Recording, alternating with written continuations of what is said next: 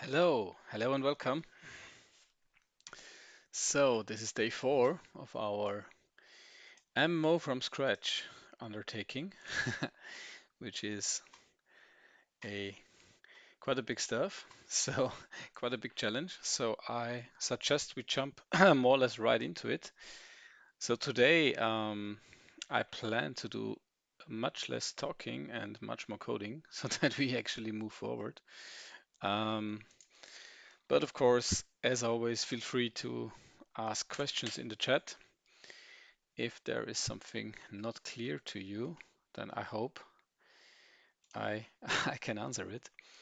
Um, so let's see, but just a few minutes of planning. I think that's always good before doing some programming that you have at least a rough plan of what you want to do, because otherwise it just might end up in chaos. So that happened to me one or two times. So I know what I'm speaking of. Okay, so let's see. What is the plan for today? Um, so it's day 4, and today we have some minimal goals, and they are as follows: connect several clients, at least some of them, um, to the server, and so somehow make the server store all the clients and make the server recognize which clients are actually there. And very probably we will start with a first data structure for kind of recognizing which client belongs to which actual player in the game. So we have this like player and, let's say, network client association, let's call it. Okay, so that we see a bit of that, because that's of course very important to have. Otherwise, well, it's just network clients, but not really relating to players in the game. Um, yeah, continuing to work a bit on the server game loop. That is more or less a byproduct of of the first point. So let's see just what comes out. I want today be even more improvising than normal, and yeah, we will just see what comes out. It's live coding, so you never know. And so depending also on how long this takes us, I mean, it should hopefully work rather easy and rather well. Then we should come to the second bigger point, which is movement, movement of units. And I think we will start today with player controlled units. And yeah, that's let's say that's the main plan. Very probably, or yeah, almost certain, this will not optimized. So this will not be optimized. So we will not have any lag compensation or sophisticated prediction very probably today. Um, yeah, but that will come at a certain point. But today we will more or less make a naive implementation. So the goal is really at the end of the day or of the evening already here, to have the clients. I don't know, we will maybe start 1, 2, or 3. As all of them are running on my host, so I will not be able maybe to start too many of them or to run too many of them at once. So they will all connect to the server. The server will know which one is which, and at any client we will try to press some keys. So we'll get some key input essentially, and keyboard input. We'll send it to the server, and the server will update the global game state.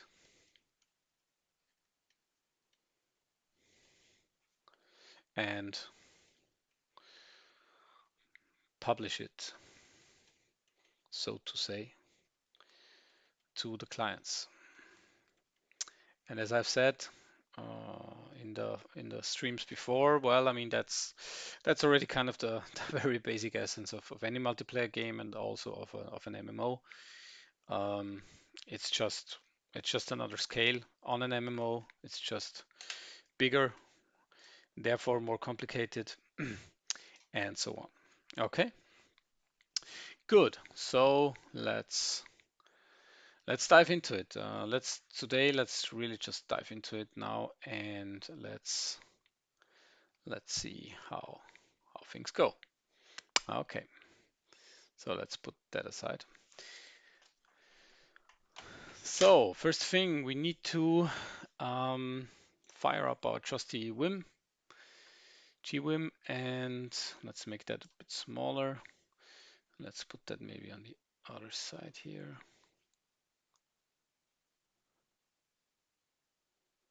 Okay, that doesn't work. Okay, let's just make it that way. So let's see where we are. Not where we want to be. Project C++. So our trusty game directory. And yeah, let's see what it looks like.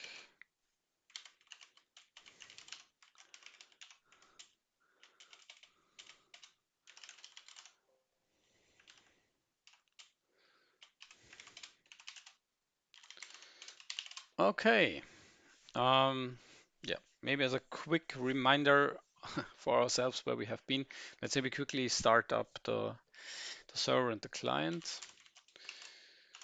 So that's in the build directory. Let's start with the server. That's always important, especially for an MMO, but also for any other multiplayer game. If you have a client, if you have a dedicated server, it should run before you start the clients. Otherwise, they cannot connect. So let's see. Um,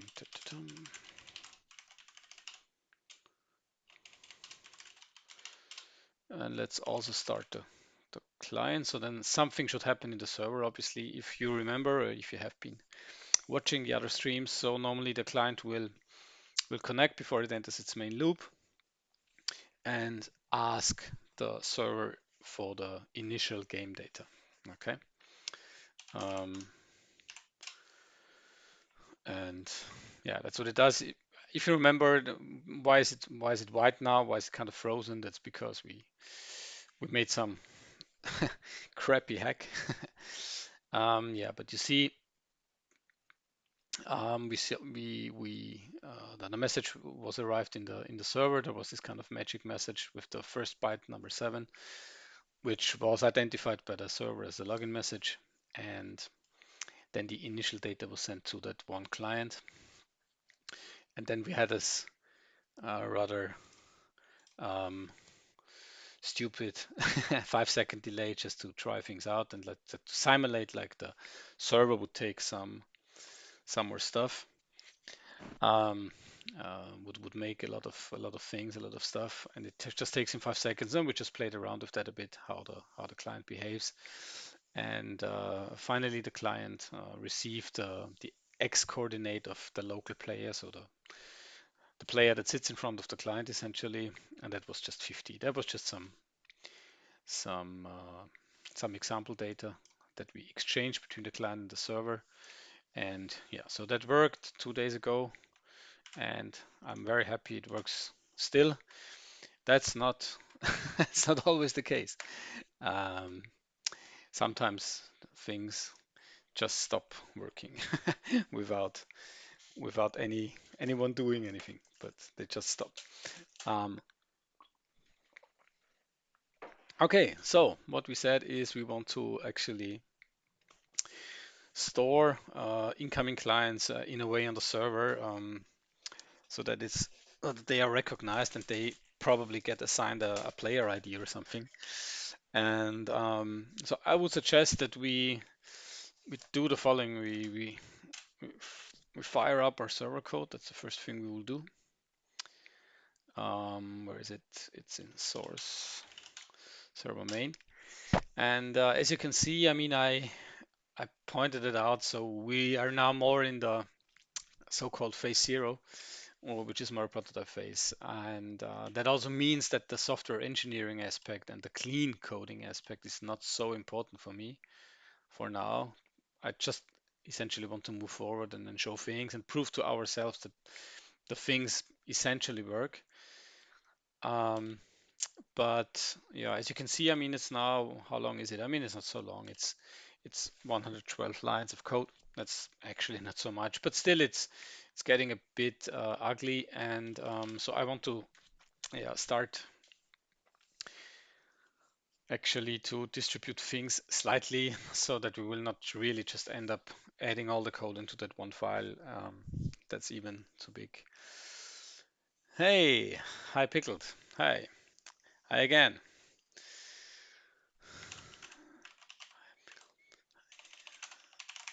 So cool. I hope you liked what you saw. I mean, it should be no surprise. It's just a thing what you did. Or you mean you looked at my other repos? Okay, yeah, that might be a horrible experience maybe to look at all the other stuff that I did. Yeah, I just started to load up things recently. I have tons of crappy code somewhere lost in the universe or somewhere stored on some disks and not in GitHub. But yeah, some of the more late stuff is here, totally random, kind of. Um, okay, good. Let's continue. So where have we been? Yes, I said I just want to start to spread out the code a bit among other files. And the first thing I actually want to do is to create a structure for our players essentially that come in over the network, and I will do that in a separate file, and we create a new file, and I will also do that in a source folder. And I'm just thinking if I will probably start to collect more things in that other file now, and then I will maybe further spread them out then during the course of time. Let's see. What would be a good name for such stuff? Because I don't want to have like one struct and then one file or something.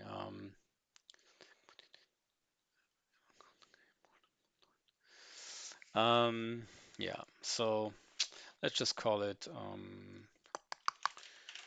player player structures.h.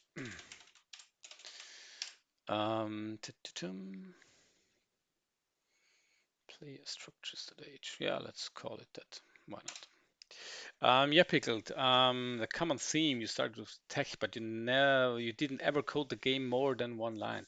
Yeah, that's essentially true. And I mean, I programmed some games. They're not all on GitHub, but and actually, that's one of the reasons why I why well, when you asked the question some time ago about are we trying to do an engine or not, then I said no, I don't want to do that, and that's actually one of the reasons because at least when I did not stream, so for me that's the first time streaming, and I have to say that's actually quite motivating and quite quite yeah, it gives you some energy actually to carry on. But you know, when I was just kind of coding for myself and no one's interested in it anyway, then I was very motivated starting with an engine, starting with the tech. I reached a certain point. I programmed for some days, maybe even some hours. And then I reached a certain goal. I wanted to try something out. And kind of my interest was a bit gone to actually code a game because I thought, yeah, you know, no one will play it anyway. And I don't know, that sounds a bit negative, but it was like, yeah, okay. I mean, I made the interesting part now. Now the game is, well, yeah, okay, the game will come later, but then it never came. And then I made a new kind of mini engine or something. And so that's why I want to really kind of focus on the game and really do a game that is somehow playable, even if it's crappy, but it shall be a game. And yeah, but you're right. I mean, especially the thing that on GitHub, that's really a lot of like half-assed pseudo engine crap. Yeah, but I just loaded it up. Okay. Okay, so let's start with a struct here, and yeah, and it will be struct. It will not be a class. Maybe we will transform it into a class later. But as you maybe have noticed, that's also a pattern of me or a common theme. I start to try super simple, like super naive, and probably I will just stick there, and then it's fine. And that was just all that's necessary, and it's good. And if it demands more sophisticatedness, then I will try to implement it if I'm clever enough. If not, I will just leave it or as it is, or I will fail anyway. Okay, let's call this now a player. And yeah, I'm really making this up now, so maybe I will change that sometimes. And let's just define what a player is, and we will start very basic here. And I would just say we will um, first decision, shall we use a standard string or a constant char? I will just now stick with the very basic constant char. Yeah, I don't know really why. I just I just do it now in a very raw way. Um, so the constant char, the let's say that's the player name, or that's actually redundant. That's fine. Um, what we will need, and I think I will need to include SDL2, SDLnet.h, I think it was called, because I want to include the address um, of that player. And let's also invent something like a player ID. So that's now just for now we can only have 255 players, and yeah, you might know that's actually already a lot. So player class, this will show a lot of your design process. Yeah, let's see. Yeah, you will be maybe quite disappointed of my so-called design process. That's really very very improvised, all of it. But really, that's how I feel it should be. My my best projects were always like happening like this when I just um, iterated on it and when I was not sitting down and just planning 2 weeks on paper. I also did that. I tried that and I thought, okay, now everything's perfect. I will just implement it, and it just fell apart because when you are on paper, you miss certain details, and then yeah, just things just don't work out like that. At least not for me. Maybe I'm just not so. I don't know. Maybe I'm missing a a specific feature as a human being to do that. So yeah, I want to just uh, very basically. So what I want to do is now this struct. I will store that in a kind of map or something, and we will just look it up. So I will just have a look how the how the standard map works, because that's where I want to throw it in. And I'm totally horrible in remembering these things by heart. I always have to look these up. Yeah, and one more thing that purists might criticize. I think also Pickled mentioned this. I'm not a, I'm not a, not a super big fan of whatever C++ in its rawest form. I just totally mix C. I think it's mostly C actually that I do. I call it C with classes that I do. And I want to cite the Doom free source code, which which does this as well, and that's like I just don't want to copy it, but I found out, okay, interesting. Even the big guys do it like that. That's a very nice style. It's C++ like on a very minimal level, and I think that's just I don't know. I like that much more. I think it's much more healthy. And yeah, also to get one thing right out of the way here, I know there is a certain religious community at game programmers, or I've read that. I mean, I'm not a game programmer, not professionally, so. But what I've heard that there is a lot of people in the professional community that say you should not use those standard containers of C++ because they are not optimized in terms of memory allocation and in terms of whatever memory layout even. Well, okay, I will not care for now. I will not care at least in the phase one.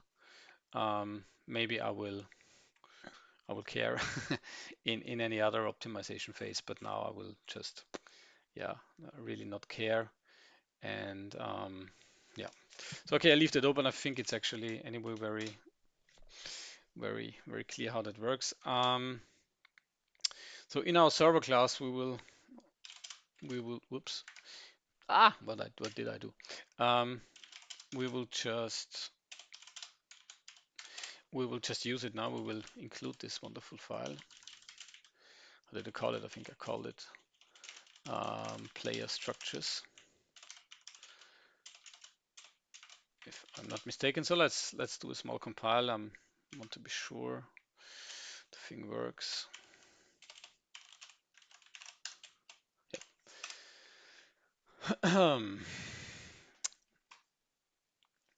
Yeah, he's right. I meant you indeed. He's a clever guy. Or she, I don't know.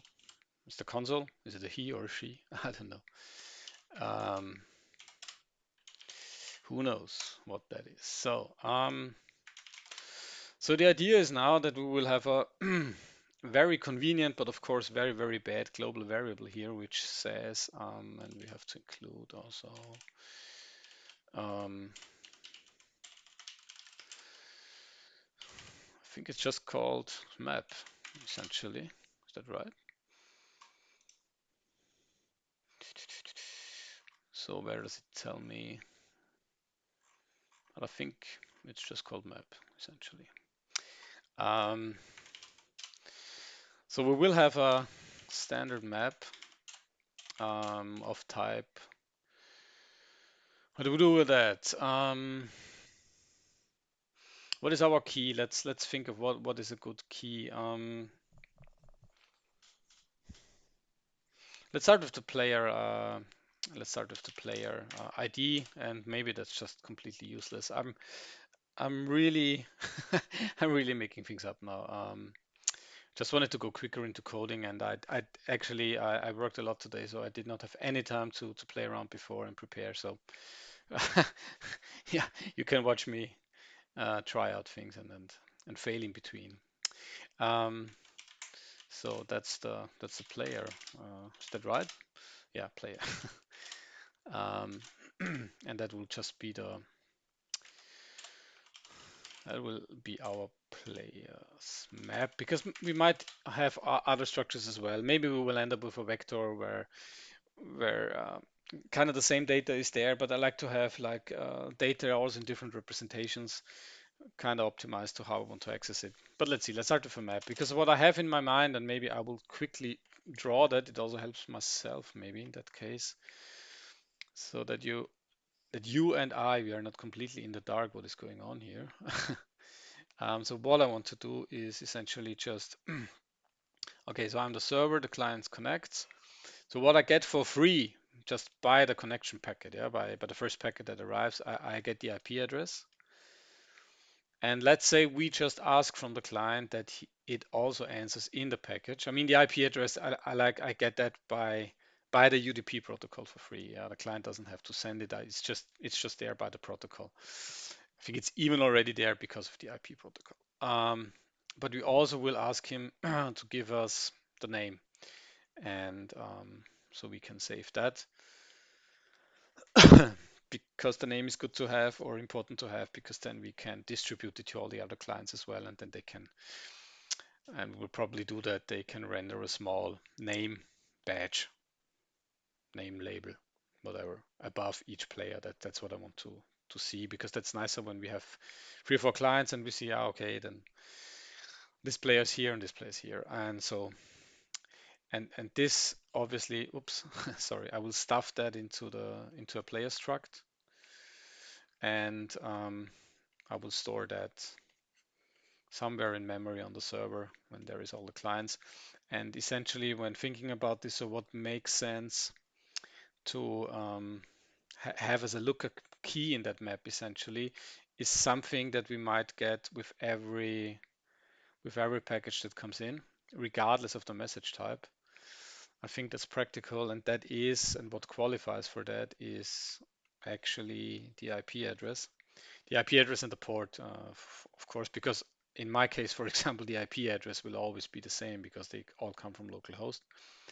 Um, but But the combination of the IP address and the port, that's something that should be unique, even if it's on the same machine. So we might have just a yeah, we will probably now just use a standard string because all the concatenations of the substrings are just much easier, and yeah, why not? And we will use that as the key. So the key looks like this, or any entry. Whoops, any entry in the map looks like this. This is the IP address plus port, just concatenated together. So that would, for example, look like 127 or whatever the IP is. I mean, just as an example, when you do an underscore and then the port number, I don't know, 12,000. That would be one entry, and then we have the player struct, and so on and so on. And then next time in my example, that will look like this essentially, and then we have the another port, and that's maybe, I don't know, 39,000, and that's another player struct. So each time when we receive a package from a certain client, we can essentially just do a very easy lookup into that map, because this IP address and port, we will just build that. Then we will do a lookup into this map, and with this we will have our player structure in our hands. And with this we will, for example, know our player ID and so on and so on. And yeah, we will essentially, I would have to add some things to the player structure, and maybe I will do that a bit differently, but maybe in the first step I will just add some things like, for example, the current position in the world. And then that's very easy. So we get a package, we just get like the technical network information. With that, we can look up the real, let's say, player game information. And then we might just manipulate, for example, the position vector, depending on what came in. If this is an input message, for example, we might just manipulate that and say that's maybe now x plus 1. And yeah, so that's essentially what we are going to do now in the first step. That's a bit naive, and that's not, yeah, super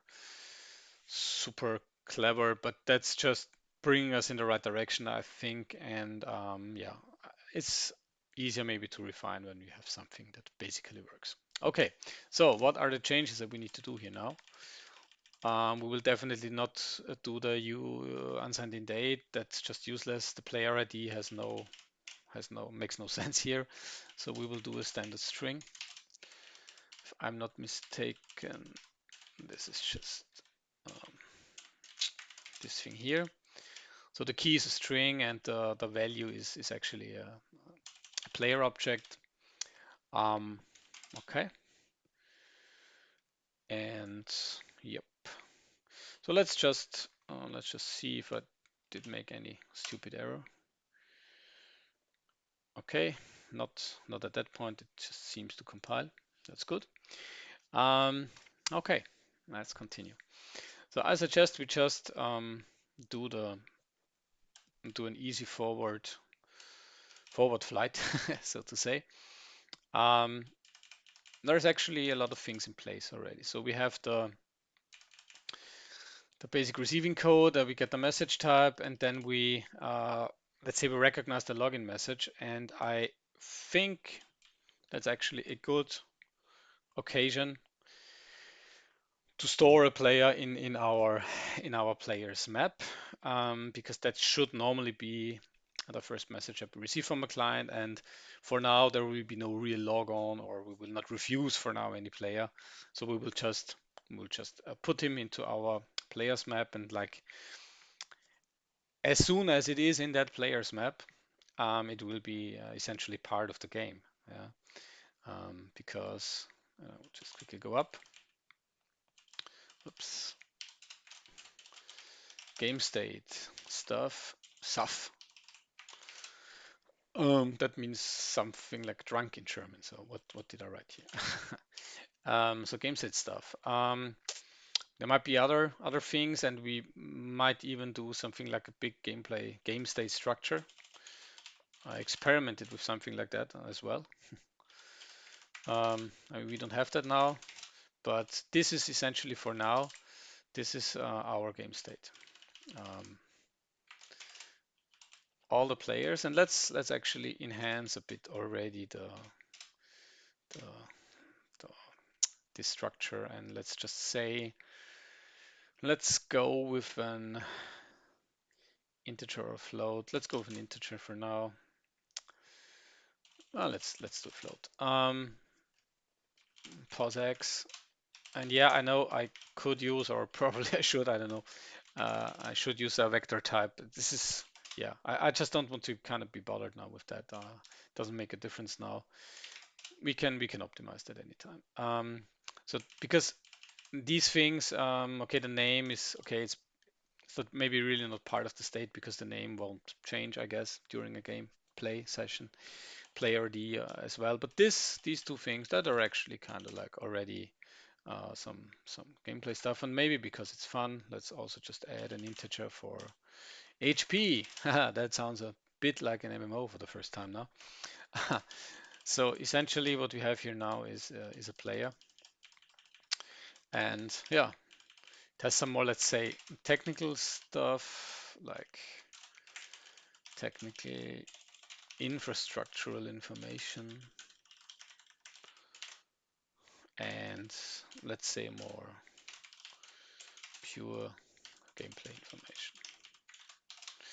So that already indicates that might be a substruct, that might actually be completely somewhere else. And of course, you could have a lookup, let's say from the more network-oriented things in one map, and then have a second stage lookup into another map, um, and so on and so on. You could do that, but I think you should only do that. That's kind of optimization or whatever we might call it, when you feel the need to do it.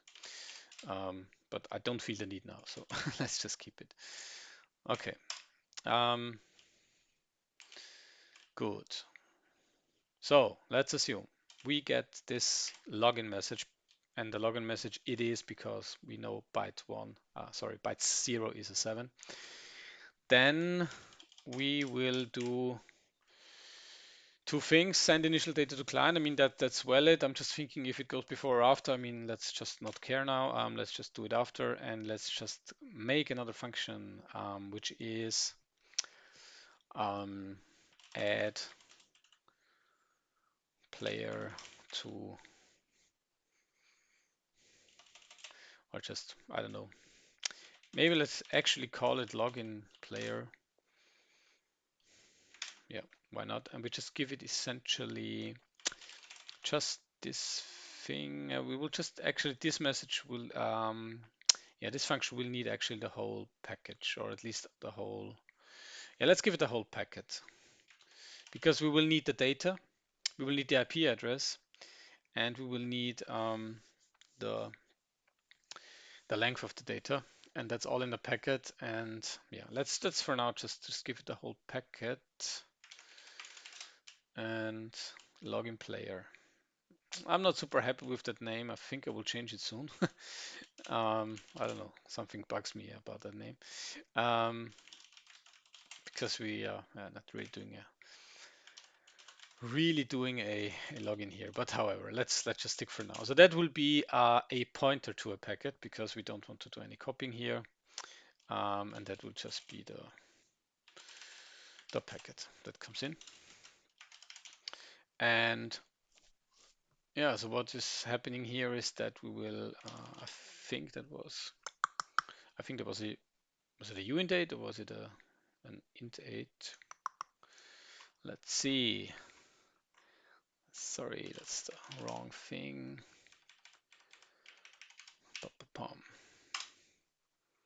Yeah, that's what I'm looking for. That's one of the most important things when programming MMO. It's at least in in my world, it's this side here. This is this is very important. That's the network stuff. So UDP packets. Whoops. Yeah, I think I should remember that already, but I don't. So yeah, but I want to see the packet itself. Where is it? Yeah, it's here. Okay, it's an unsigned int. Yeah. Okay, I was right. We just pull that out. Um, yeah, why not? Let's put the len also out. I mean, I think yeah, we will not need that. So the thing that we do now is we will create a new player, and yeah, so there is other ways to initialize the structs, I know, but yeah, I think that's now more readable when we do it like this. So the player has an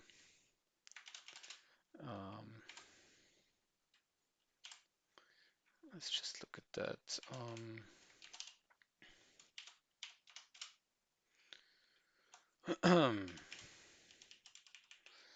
So the player has a name function. Oh, we'll come to that later. That's a more complicated stuff. Um, let's say we have the player address. And this is now just the packet address. This will just be copied. That should work. Then a player ID. Yeah, the player ID, in my opinion, shall be defined by the server.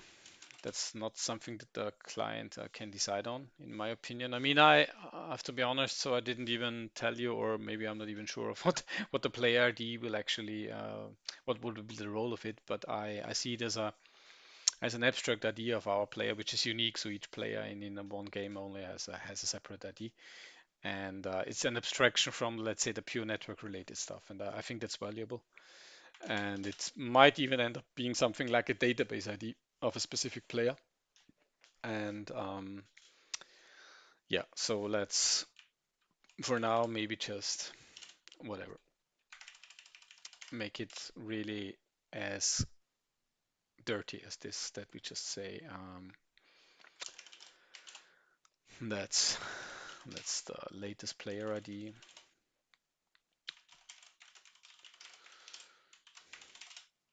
We'll just start with 0 here, or we set it here to 0, and then we will just increment it here.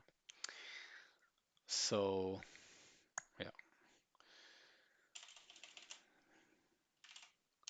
so the player ID equals the latest. This doesn't make it better, I know, but I don't know. It makes it maybe a bit nicer to read. The latest global ID um, incremented. And so, yeah, that should give us a 1 here. Um, then we have which else do we have? Oops, let's for now just say that we spawn all the players at a specific position. So normally, for example, that would be a place. I mean, let's just write it in the command, because then you can also read it in the code at GitHub. In a real MMO/persistent game, we would very probably look up the position from a database of the given player. Okay, so what I do now is like, yeah, this is not like an MMO would do it, of course. This is more like maybe a shooter would do it, that where you play certain rounds in a certain session, where anyway each time when a match starts, and everyone starts from 0 essentially, and everyone has maybe a specific spawn point. So that's more the philosophy of that. Now that's definitely not MMO like, but I mean, as you see, if we just kind of follow one of these branches, like what would I do now in an MMO? Well, then we would maybe just end up 3 days and then or 3 weeks and then just coding now a persistence layer of an MMO, and I think that's not so useful because then you are very high level in 99% of the game, and then in one you're already completely, I don't know, in a detail, and I think that's dangerous because you might make the wrong assumptions in that detail. And I think it's necessary in all the areas of the game and of the code in general to to follow one speed, if that makes sense. Speed, I think, is the wrong one velocity. Like I think that's more what I want to say. And to move in small steps, all the pieces, and then you always have that kind of ongoing regression test. Like, okay, still everything plays together. At least that's my philosophy. Let's see how it turns out. Okay, and let's just say we all spawned on at 10, 10. I'm really just making this up now. So in the client, as long as no one moves, they will all kind of be stacked over each other, and that might not even look well, but we just don't care. We just do it now, and we give the player the HP of 100 because that's a nice sum. Okay, let's see if we already can compile or still compile. Yeah, okay, we can. Um, Good, and then, but we're not finished, of course. So now we have a player now. Almost. I mean, we don't have the name. I will just skip that now. I will maybe make it in some minutes. Um, let's just try to stuff that into the player's map. Oops. I think that works just that way. And then yeah, what we need now is of course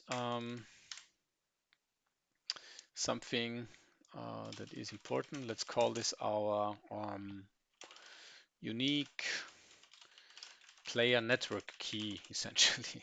That's how I see it. And that is,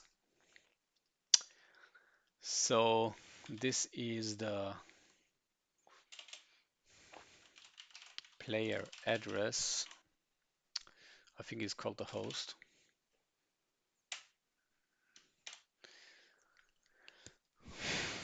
So that's an int, but I think it is. I think it should work that way. And we really don't care what is in that host. So there could be a domain name, there could be an IP address, and if you look at an IP address, what that actually is, I mean that's just, for example, for the IP address, that's 32 bits, so that's essentially 4 bytes stuffed into one integer in network byte order. So that's all messed up, kind of. um, and we could unpack it, we could put it in the right order, and we could pretty print it. But I believe we just don't care because anyway, um, yeah, we just take the raw integer value here. Just don't care. We put it, and then we will just make it into a string, and then we will just concatenate it with the port, and that should just work. Address. So yeah, it's a host on the port. Okay, and the same for the port, because the port, if you would just do it like this, and you would pretty print it, the port would be essentially messed up because the port is multi-byte. It's 2 bytes. And this is where already the so-called byte order or endianness of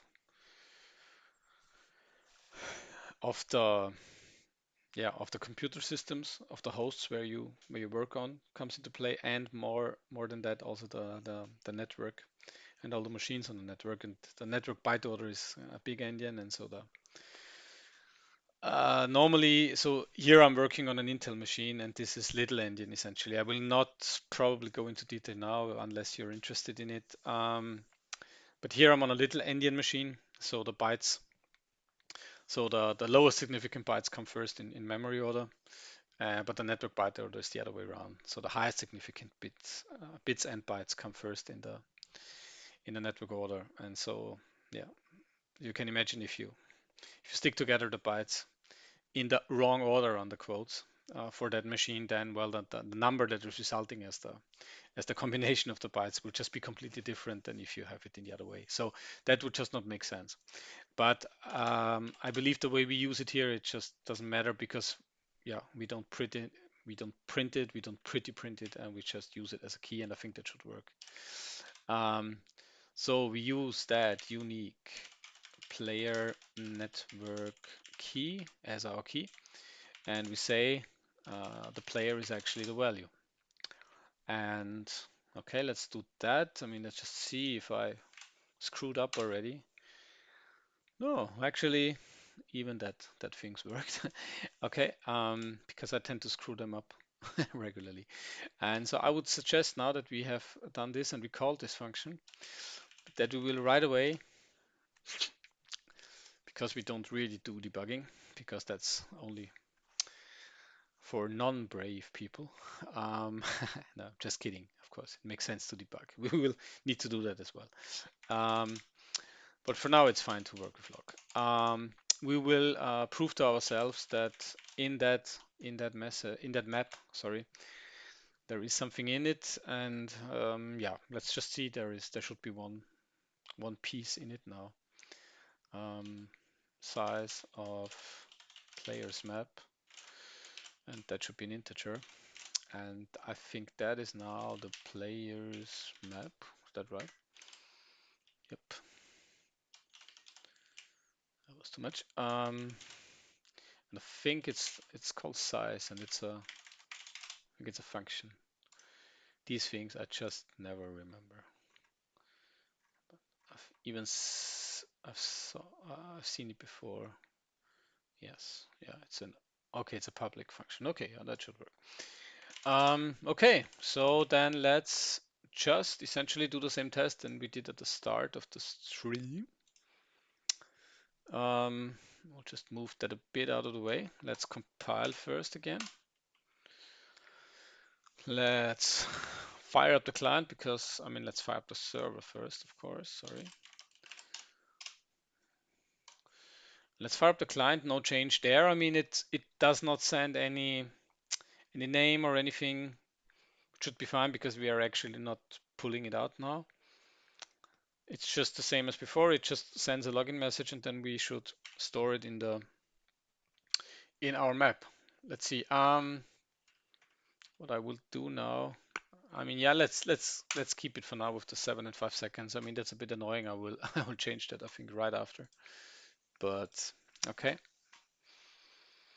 So yeah, and that looks actually very good. So you see here, it seems to work. So we have the size of the players map is now 1, and maybe we could do it just before we enter this server loop. We will just do number of players connected, which is, I mean, it's quite logically that will be. Now let's yeah, okay. It's a bit useless, but just to to show the effect. Um, players map size. Okay. So let's run that again. Oh, and again, we have already an error. Of course, we have. Well, let's do that, and let's run that, and let's start the client. Our wonderful client. I mean, it's one of the best MMO clients, I think, and it really performs well. So you see, our client really performs well. It just takes 0.3 seconds on average per frame. Okay, I mean, it does not a lot, I know. So there's number of players connected 0, then we do all our things, then someone connects, and then we have size of players map 1, so that essentially is number of players connected is now 1. And the initial data that is sent to the client is the x coordinate of the local player, that's 50. Okay, so essentially the first thing we could do now is to kind of make that send initial data function actually do the right thing. And I'm just thinking how to pass the information in the best way or in the most non-stupid and non-dirty way. Um, Because now you see there is now the time where we kind of move up the abstraction level from this function. And there is now, okay, now there is again, or there is already the first time to decide maybe how to do that. We will not over engineer it now, but just as a small hint, um, as Pickle said, so you get a bit of an insight into what I'm actually thinking, because I think that's the purpose of such a stream to talk about these things. Otherwise, I could just sit there in silence alone and just code anyway. Um, so my ideas now are okay. The abstraction level of this function actually is very low in terms of like this function here. We see it's from another time, essentially. It's from another day. Here we didn't know of a player, okay? This function has no knowledge, this function signature has no knowledge of a player, of the concept of an actual player. It just knows those basic bare metal things like there is an IP address and a port, and there is something like a server socket, okay? That's that has actually nothing to do with a game. That could be any generic program, and yeah, it kind of depends now on how you structure and how you layer your things. Here it's kind of not structured at all and not layered at all, but normally, um, yeah, shall I write that here or maybe, yeah, I will write it here in the comments because I think it's also useful that you have that in the code. Um, so this is not really a function. Um, this procedure is should very probably be part of the network layer. So this is the layer that just does the pure network communication stuff. And what is important, it is like agnostic and it doesn't even know that it is part of a game or of an MMO or something. I'll just maybe draw this and it also will help me to have it cleaner. Um, so think you will be familiar with the concept of layering because I mean what it is just essentially a how do you call it in English? Is it directed? So it only goes in one specific direction. So it's a kind of organizing your code that the dependencies only flow in one direction. Yeah. So that all the thing that is on top is depending on the lower levels on the lower level stuff, the lower layer. Um, but it's like never, at least when it's clean, it's it's never the other way around.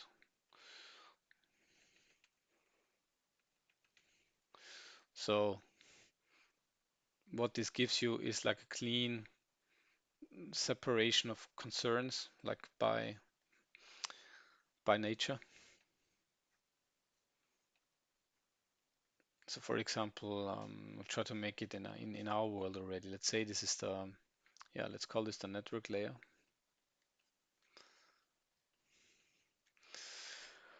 And this is maybe, let's call it the player management layer. I'm just making that up now, but it might make sense actually to have something like that, especially I think in any network player game, but especially in MMO, I think you need that you will need that very strongly. And then there is, let's say, the gameplay layer, for example. So and how that works now is that the network layer, as because of the rule of the layer design, it doesn't even know and is not allowed to call any functions essentially. I mean that's what I mean from any other layer. So the network layer, and that the nice thing is that if that network layer works well, you can use it in any other program that happens to send stuff to other clients, parties. And that could be, I don't know, that could be a business application where this is, I don't know, whatever, user management layer, that could be insurance logic, whatever. And this would be the same thing. You could really reuse it because this guy never knows anything about any other layer on top, and this is completely transparent for him. So you could put anything above that as long as they call the messages like the network layer expects them, and the messages, I say that, sorry, the procedures that the network layer offers. Yeah. So it's a long-winded explanation for essentially why I want to keep probably that function here now. And let's just kind of yeah play with that, and let's say um,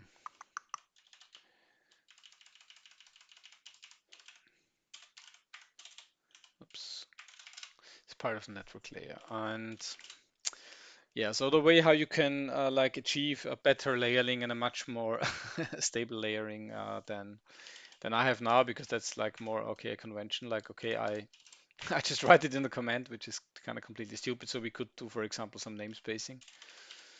Um, um,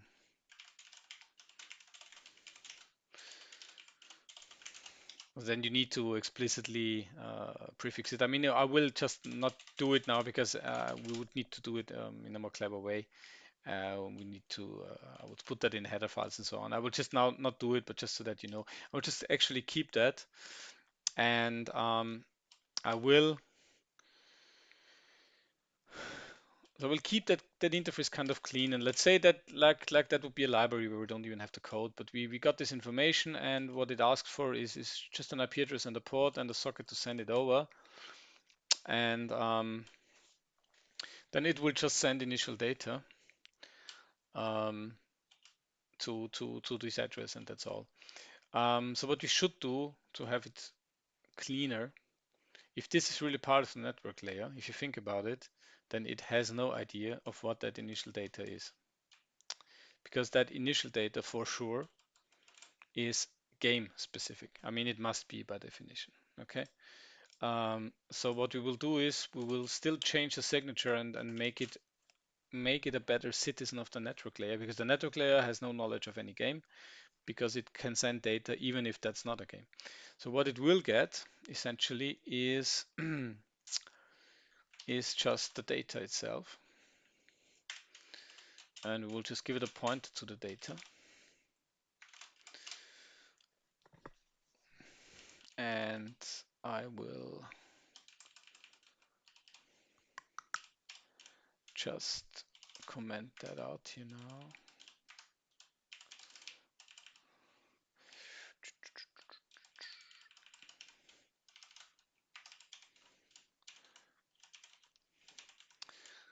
And what we will do now is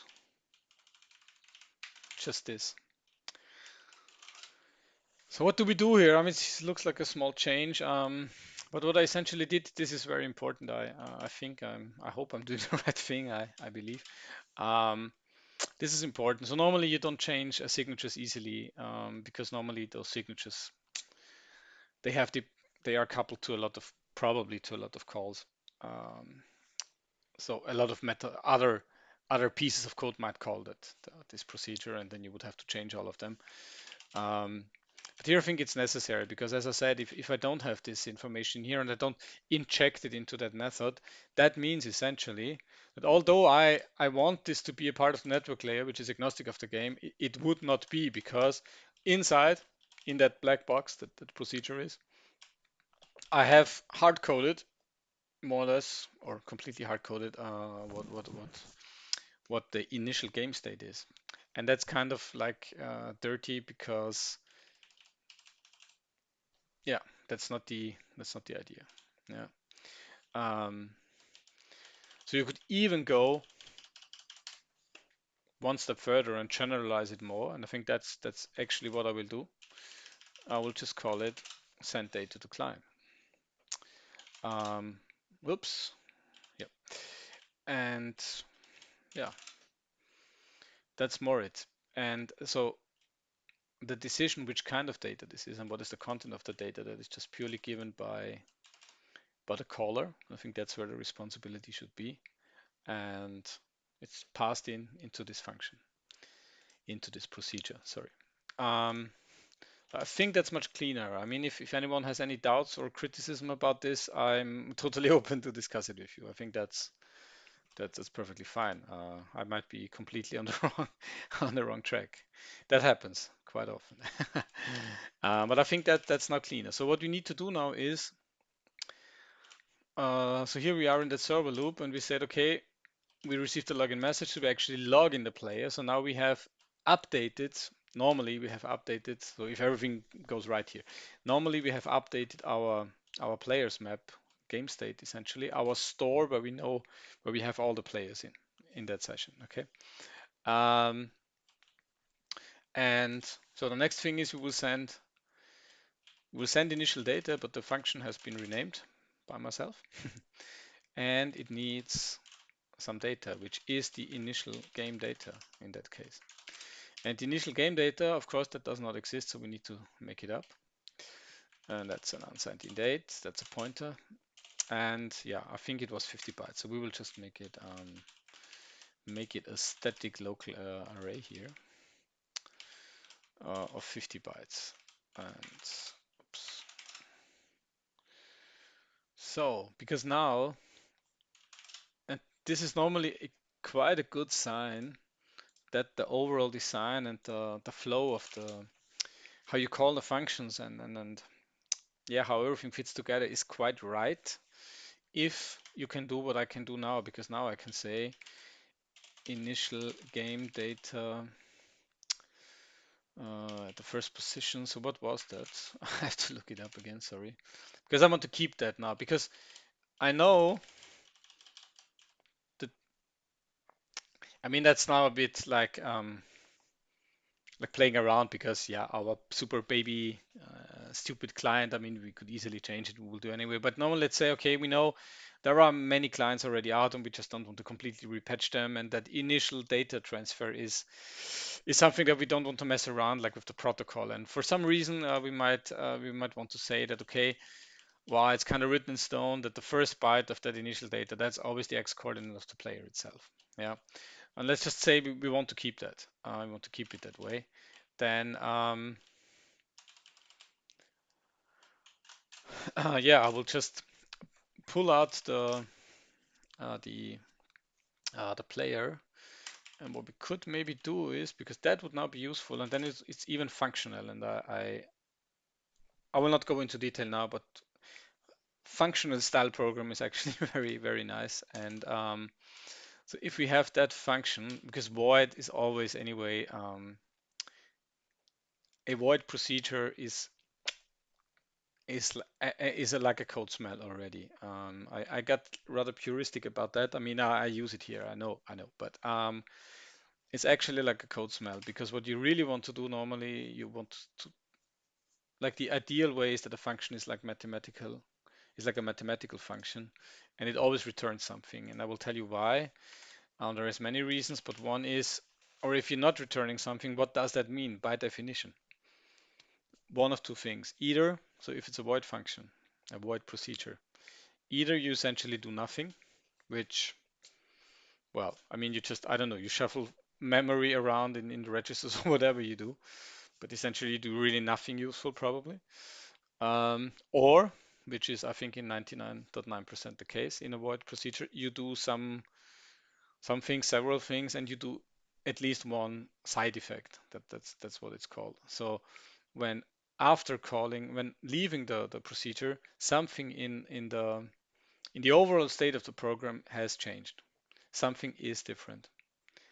And that's something that is the problem, because, for example, and that is actually kind of a good example for a bad function. I mean, here it's not, but yeah, but it is. Yeah, it is a good example, really. It's a good example of bad coding style, and we will try to make it slightly better now on the fly. Um, because what is happening here, it says login player. That's a void function login player, and what it does is this thing here. Um, it manipulates the global state. I mean, I know there's a problem that this player's map is a global variable in the first place, and so on and so on. But don't fool yourself. Okay, now that's like obviously that's a global variable. That's very bad style, I know. But even if it's not so obvious, um, there is ways that you could like access other variables, even if they are not like super obviously public. You could manipulate them. You could get some things in via a pointer, and you could go to a lower subordinate member struct or whatever, and you could essentially change it. And I know, I mean, you could set it to constant, so on. I mean, but this is all like only uh, like patches on the real problem. So what we do here essentially we have a side effect. So each time you call that, something happens here because that's a map. Okay, maybe the map is not really changing if it's the same key. Um, but you get the point. Each time I call it, the state is changed, but that's not obvious by just looking at that signature. So if that is a library and you just happen to have the header file, well, the only thing you see is that. It says login player, you do have no idea what it does. And if you have no idea what it does, you normally you should not change something that has a big impact. Um, so what we'll do, and which is better and which helps readability, is that we will actually, it's more like what a service does. So you give it something, but it doesn't really change the state. It just gives back a player in that case. And that's just refactoring in that way that we just return the player here. And we will see what's going on here in that locality here in that place. Okay. Um, oops, player.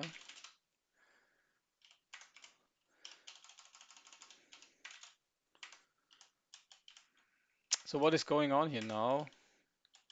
I moved that up and it looks like, okay, yeah, I just copied it there. I mean, I don't know what's the point. Well, I mean, the end result is obviously the same, and that's, of course, that's what I want. But the thing is, at least in my mind, but please let me know if you disagree. Um, this is more cleaner because first, the login player function, it's much cleaner what it does. I mean, even if you don't look at the login player function, you see, obviously, it returns a player. Yeah. Um, that's what it must do because otherwise that line wouldn't compile. Okay, so it is a function. It gets a packet in.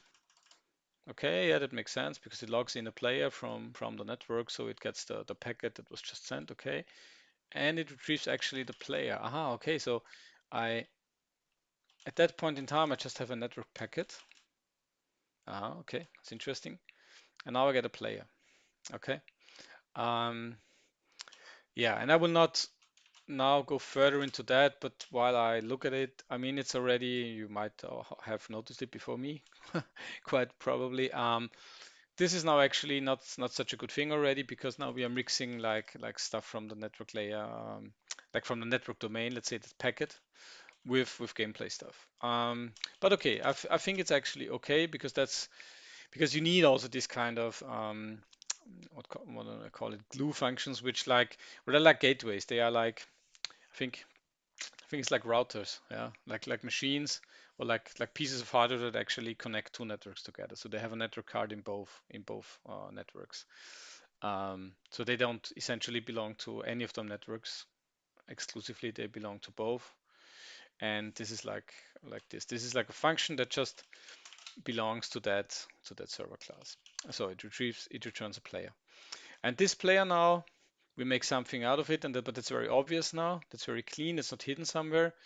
Okay, here first we build this unique player network key, and then we use it, and here we update the players map, which is, I think, even nicer because at least, I mean, yeah, it's a global variable, and I'm I'm sorry for that. So that's not ideal, but I have to say, and especially in game programming, and maybe it's just because I'm not that good of a programmer. That's that can be very much the case, but I've also seen it like from professional programmers.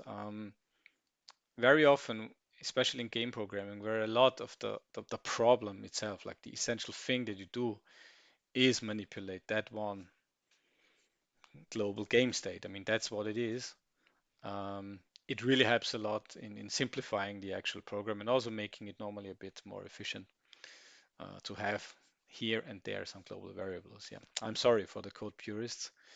Even like highly regarded programmers, at least in my mind, like Jonathan Blow or something, they also say the same. And who am I to disagree? No, but I really I share the opinion, and I I I think I understand what is the meaning behind it. Because if you think about it, if there's this one central element like these pieces of the game state, and you just kind of artificially almost try to hide it in pseudo local scopes, you have to push and pull them around everywhere, either copy them or somewhere have anyway like almost global pointers because for efficiency. And it's like a bit lying to yourself, and it just makes things more complicated without bringing you too much in terms of readability and so on. So that's why I will probably have it stick around some more time, this players map, maybe even in the real implementation. Okay. So just a warning. So if you want to leave now, you of course you can. Um, So, um, yeah, let's see where it brings us. Good. Maybe let's do a compilation in between because I changed some stuff around. And here we go. It does not work. Cannot convert player to unsigned int. Yeah, why is that? So that's 119. 119 is here. Yeah, of course. I mean, that's that we were just in flight. And so now we have that player actually. And that's what I wanted to say before. So if such a sequence happens, and that happens, yeah, not all the time. But if such a logical sequence is there, and you can say, well, I have all the data which I need, and it's just there. It's like in the local scope, and it's not like okay, besides that one global variable, but all the rest is like pretty local here. And if that is there, and I can access all the data without having, I don't know, 25 redirections, or I need to whatever, really need to do crazy stuff, then there's a good chance that it's actually kind of the right thing and that you are on the right path to do some stuff here. So, okay, so because here now we have the player and we have very simply the position X. Oops. And so we go on. And that's player, oops, position Y. And now let's continue with some other stuff that's also now very nice, and you that also fits very well here now. We have, let's go up again. So what did we have in our original game state? We said the next byte, the third byte, is the number of players. And so you see we have that like almost for free now without doing any, I don't know, big stretches. Because this is, of course, on this stuff here.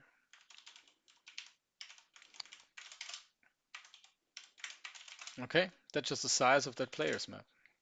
Okay, and that's kind of quite nice. If things align like that, that's quite nice. Um, that kind of makes sense. So we have the initial game data, and let's see if that compiles now. Yep, no, sorry, I was just running the old build. Okay, yeah, that looks good. And so what we did essentially now, in between this latest version now and the one just before that I sent, is like this is refactoring essentially. So what we did is we just changed the structure, but we didn't change the effect, like what the program actually does at the end of the day. Yeah, it just does it in a different way. So what we could do now is a small mini regression test and see if that is just still doing the same thing. We just need to do one last thing to be completely like have the same data here, because here we just said artificially that the x coordinate is 50. Yeah, we said that here. And so to stay compatible, but just for testing sake, because that's like stupid anyway what we do here. This is really kind of fake test data. Um, we will also put that to 50. Okay. And yeah. So essentially, let's recompile it once more. If we run that now, and if you run now, that's a server, and if you run now the client should actually just do the same things. So we should get after our. Shall I change the 7 seconds? I think I will do. I think I'm getting annoyed already by the 7 seconds. Um, da-da-da-da-dum.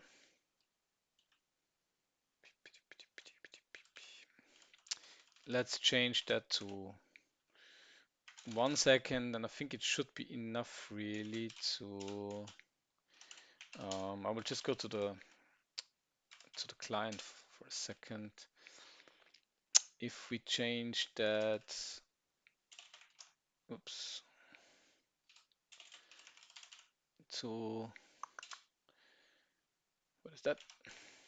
Delay. Huh? Well, I think we have a delay here.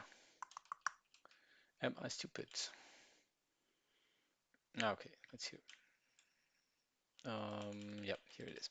And let's just move that to 2 seconds, or even, I don't know. So that all of this crap is much, much quicker. Um, so let's build the client again. Okay, just besides those delays, we didn't really change the client, so it should still give the same result in the end.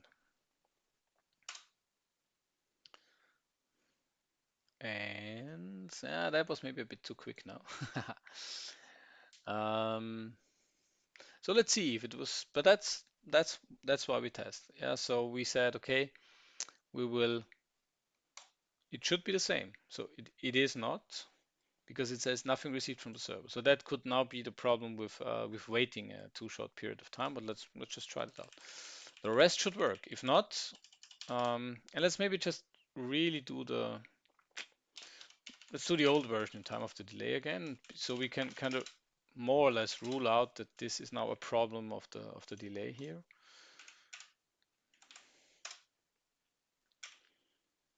So let's wait for that, and let's also change back the server, sorry, to 5000. That's a bit annoying now, but just so that really kind of have the same state as before.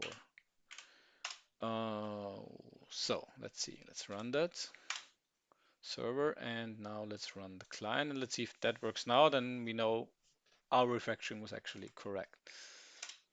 So that will take now much more time. And yes, so that works. So well, that's a good thing that from what I mentioned yesterday. So you saw um, that when we had the delay, just 500 seconds between 500 milliseconds, half a second between when the server is supposed to finish and when the client is supposed to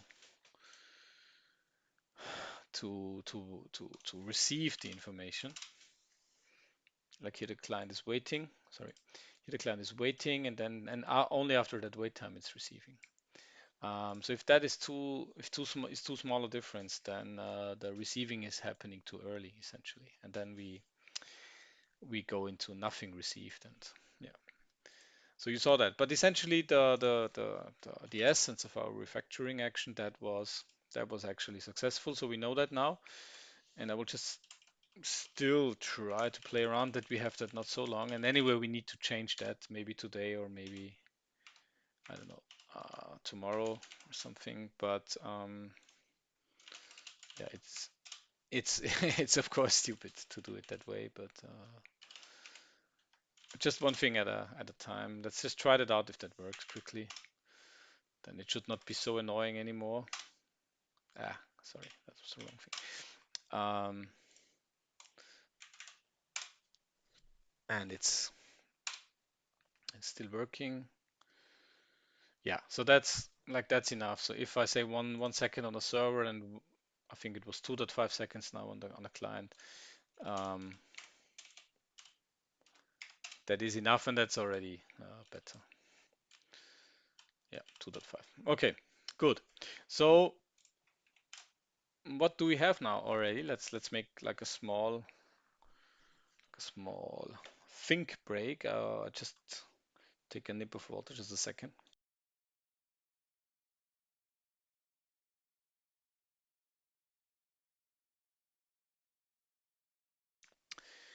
So what did we achieve now? Let's look at our goal. Let's see if we are on the road to our goal still.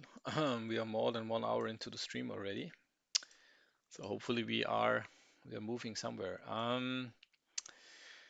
Connect several clients so that we will try that out because essentially that should already work. Yeah, so without any further coding, that should already work. We'll try that out. Um, then yeah, what we did is we have to play a network client like association and connection. Yeah, we messed a bit around with the server game loop, and now the next thing will be the movement of units. So let's see how far we come there, and let's try to be quick that we at least see some movements there. Okay. Yeah, okay. But the first part, I think, is we're quite good on our way. So let's try make an experiment now. So we have our wonderful MMO server now, and we have one client soon connected. Papam. Okay, let's put this client aside. I will put it on another monitor, but you see here, um, it's still running, so it's still alive. Now let's fire up a new command prompt. And that's now our second client essentially. So you see we are moving already into massive territory here. It's the second client already. Now there's just 5,000 missing for for a massive number. Um, let's let's do that. So let's just fire it up.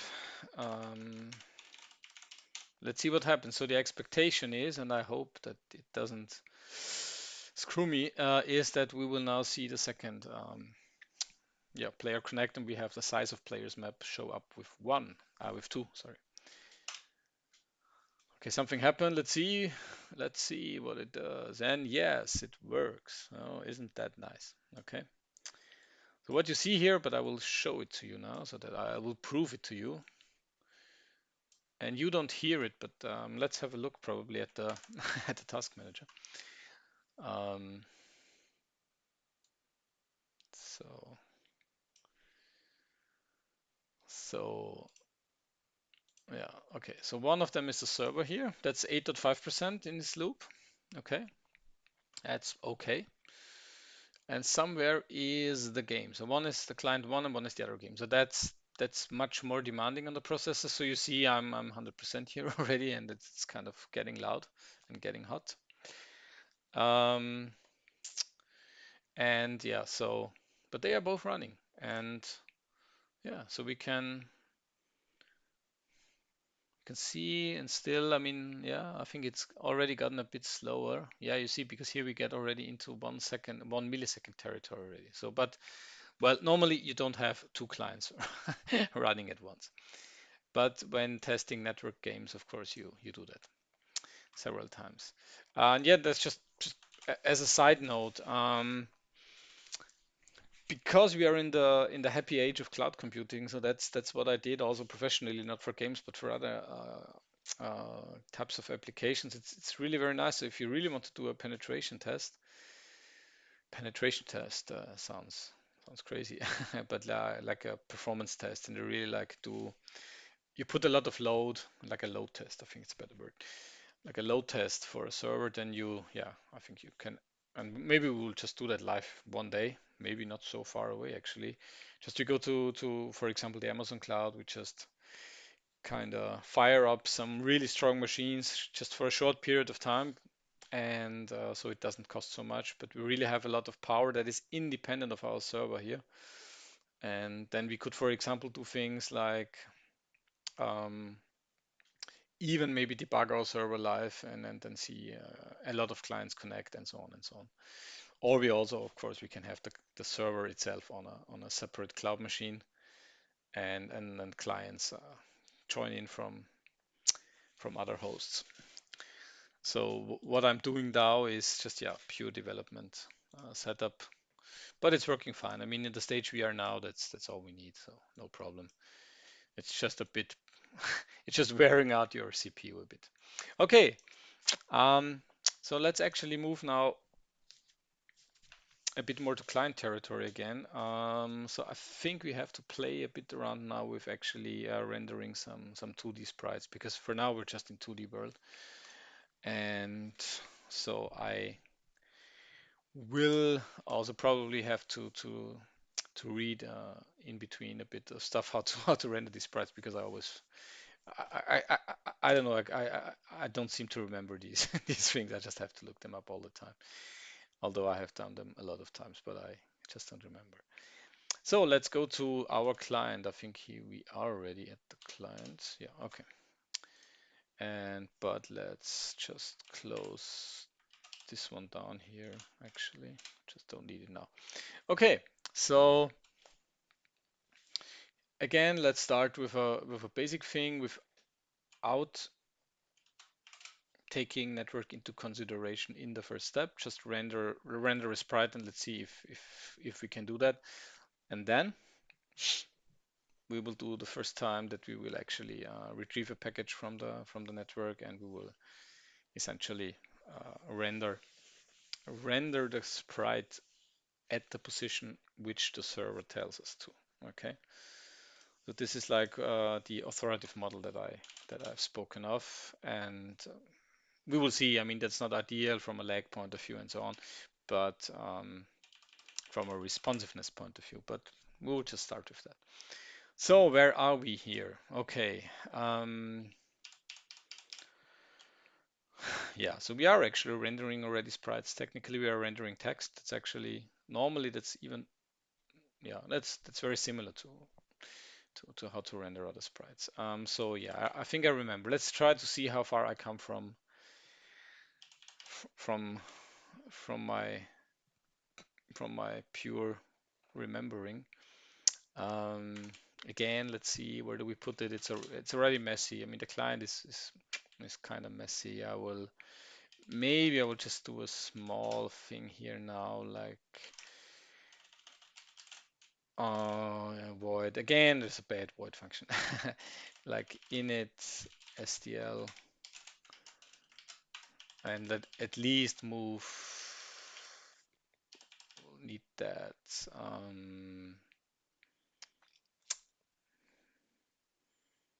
I don't know. Let's to move some things out here at least.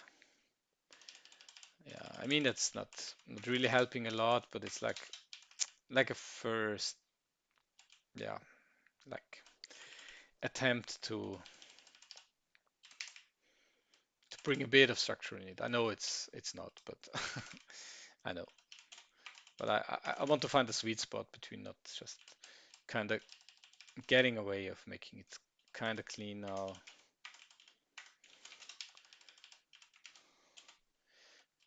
Oops.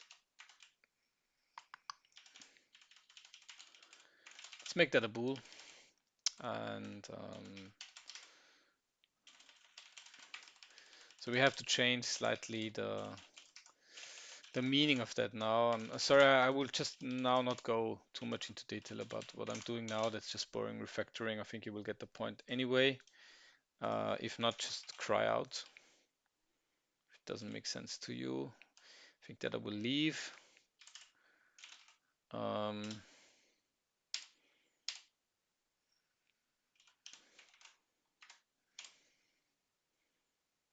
I don't know. I think you will just not need that anyway.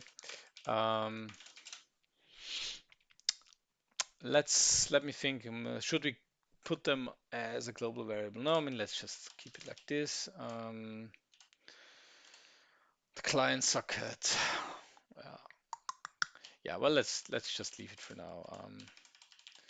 I think I will probably do in, I don't know, 1, 2, or 3 days. I will probably do a small kind of in between refactoring session, and then I will just do it kind of from scratch. And now I will just leave it for now.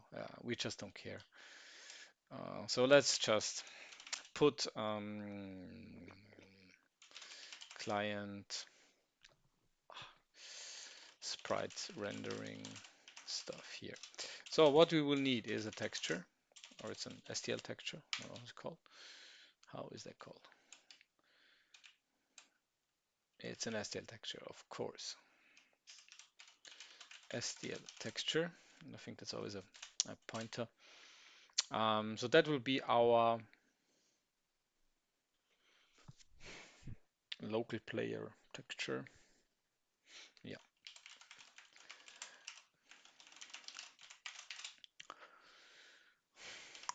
Okay, and I'm just thinking already how we can best represent all the other players in a logical way. But let's just start with the local player. Let's just start with that, and we will really do it step by step. Let's move the local player. That's already enough. Yeah, so we won't. I mean, we will need a surface, but we can kind of throw that away right away. And yeah, we'll just call that surf because that will not live long. It's not worth to give it a good name. Um, and yeah, I have to look that up.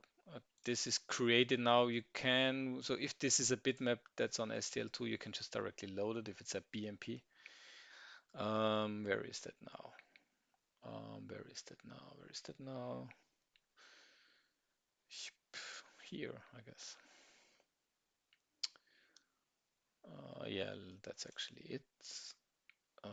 Yeah, so this function gives us the surface. Oh, that's quite nice. And then we just need the file name, and I will just call it player.bmp. Yeah, let's call it maybe whoops. Let's call it local player. Because we might have sprites for all the other whatever NPCs and remote players, but yeah, let's see. Okay, so we have the surface, and then we create texture from surface. I think that's the name. I mean, essentially that's the same as we have already here.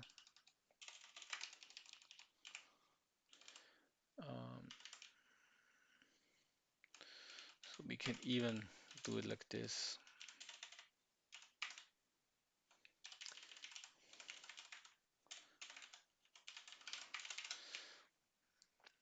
So the render area that's already there normally at that point in time, and that will be the surf. So if that has happened, yeah, we can free the surface.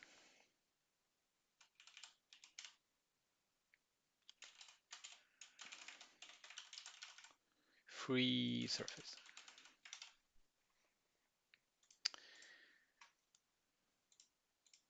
So we free the surface here. So we can do that because now we have a real, I believe it's an OpenGL texture here. So I'm not super completely sure. There's open source, you could even look it up. But for the ones like interested in it, I believe that the surface is like it's like living in main memory on your host. And when you do this here, create texture from surface, what it actually does is it uploads so it creates a texture in OpenGL, which is, I think the default here in that implementation is to have it on video memory, and then it uploads essentially from that local surface to the video card. And that's why I can free the surface, because it's actually now, it's like copied to the video card, but you don't need the source anymore. You can free the surface now. Good. What's next? Yeah, I mean, that's essentially already it.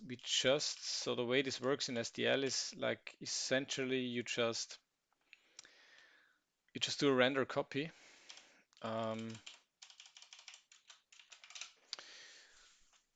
To of the specific texture, like to the back buffer, and render present is essentially like what is called in DirectX, I think it's called what's it called, flip buffer or show, I don't know. So it's like essentially flipping from the back to the front buffer and vice versa. So what we just need to do, and let's just and here kind of like the order or the sequence is important because what it's like the painter's effect. So what you draw after, that's above the thing that you drew first. So we want to be sure that the text is always on top. So this is why we first copy the player texture.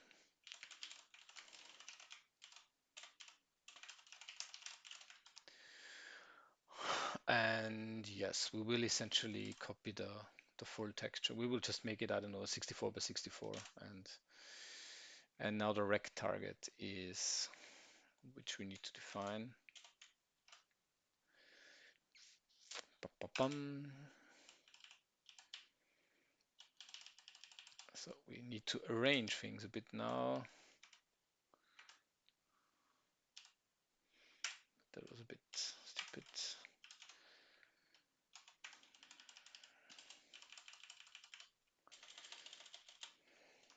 So render our frame time info. And now we will. So you could reuse the rect, but I will just I think it's just more readable for now to follow if I do a separate thing. Rect target local player. Oh, that's a wrong long name. I should have I should have invented a shorter one. Um, and the X will be, of course, the position of the player that comes from the network. So, but now for rendering, I don't know, we'll just put it at 100 and we'll just put that at 100, 100 and the width we will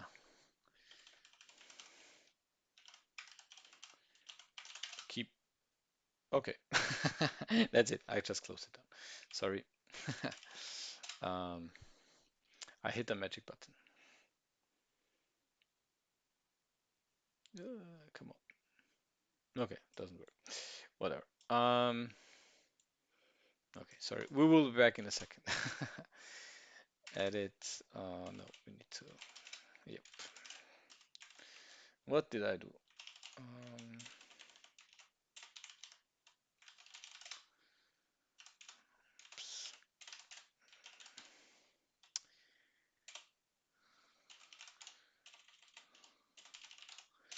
so, okay, nothing's really lost. That's good. Um, yep. So we have that rect target local player. Yeah, that should be it. There's just for sure one important thing missing. That is the sprite itself, of course. So let's just see how that how that looks like when we let it run, because that should not work because this sprite is not there. But I just want to compile it anyway. Um, okay, here we go. That's nice. So something is not working. That's wow. Okay, wow. Oh my God, what did I do?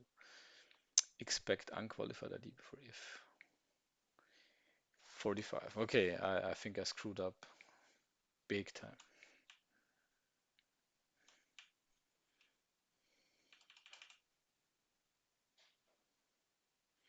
Ah, yeah, okay. So that's, I mean, I don't know.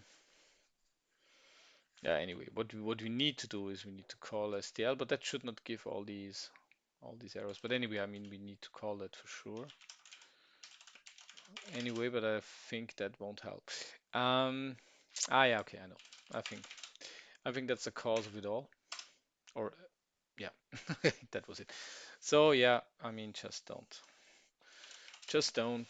do the wrong closing of brackets because that completely confuses the compiler, and I understand why. I mean, that was not nice of me. Okay, so it compiled, but it will not work at runtime. I mean, let's look How this looks at runtime. Let's fire up the server and let's fire up the client. Let's make it do all the stuff, and of course nothing is happening, nothing is rendered because there is no sprite at all. And maybe we can just look. So just to be sure, I just kind of want to be defensive here. And I think that should work theoretically. STL log, no surface error.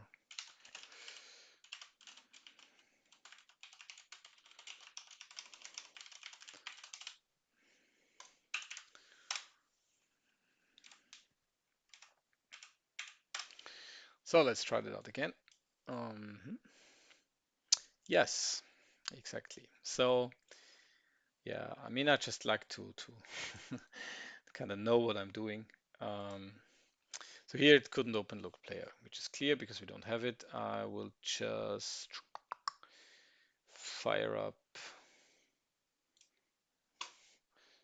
So now we're doing art. No, we'll just make a small sprite. I don't know, more or less like a colored whatever, like a color rectangle or something, and we just suggest that we have something.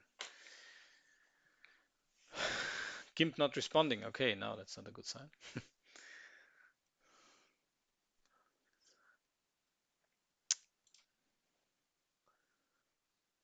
So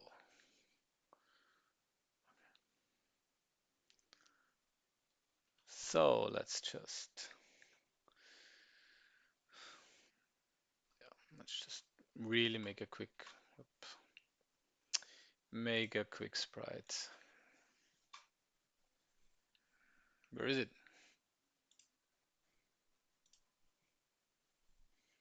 Here it is. Yeah, let's make it 64 by 64, and yeah, I mean we just don't care. And okay, it's black. Black maybe I don't like. Oh, let's make it black because then yeah, we can maybe work with the transparency key. Let's just look if that's really black. Okay, it's here. Sorry, stuff just opened in the other window. I didn't see it. So that's 000. So that's really black. So because we might use that then as a key to render in transparent. So let's just yeah, let's do some programmer's art here. Just a second. I don't know. This is a character with green hair. Why not? And that's too big. Okay, I will not. Yeah, I will not spend now hours with this. But let's just say that this is our character. Has green hair, and that's like the view from above. Let's just give him some, I don't know, brown, whatever, shoulder stuff. I know that's very abstract. That's a guy with green hair from above. I mean, that's it. Can't you see that? That's the shoulders. That's how those guys look like in that game. I mean, that's just what it is. And let's actually make something like a sword because I think that's very important to have a sword. Um, so he is holding that sword in his hand.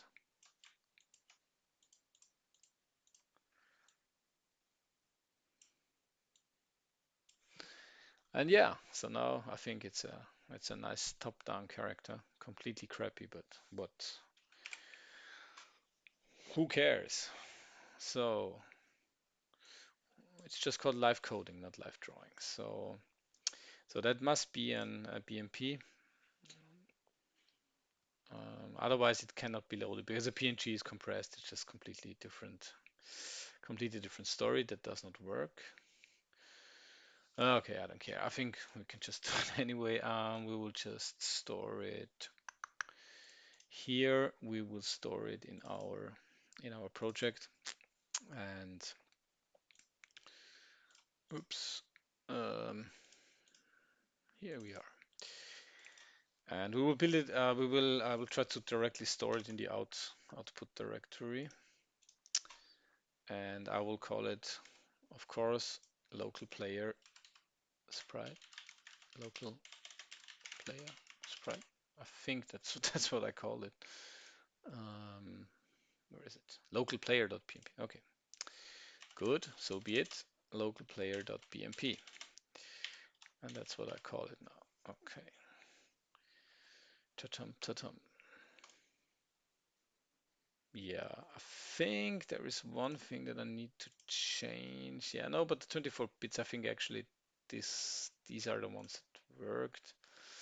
Let's see. I mean, there's often some weird color mix-up, but let's just see. And let's actually just run the thing again. Let's give that away. We just need to run it. We don't need to compile it. And here we go. We see nothing. Can open local player BMP. And I think I remember that sometimes I had the problem that it cannot like open it from the local file, if I remember correctly. Though it was always a bit weird. Um, yeah, sorry. I think also that normally, anyway, we need to compile now. Yeah, I will not mess around. I will just give it the absolute path. Normally that works. That's a bit crazy. Yeah, it just does not work. Let's just give it a full path and let's see if that works. Let's see if that works. Otherwise, it's bad. So here we are. Where are we? Just a second. I would just need to copy. I think I know it anyway by heart. So that should be D projects C++ MMO game build. And we essentially, I think we should do that. Let's try. Let's try if that works.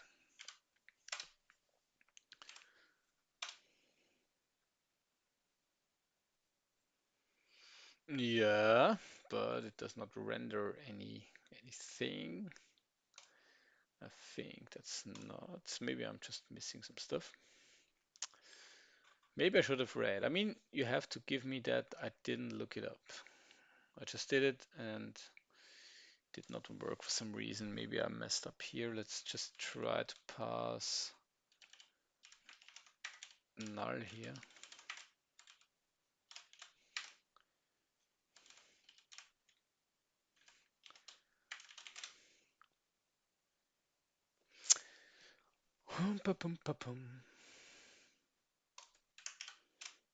Oh, maybe it was the wrong pigment format. I remember that was also sometimes a problem.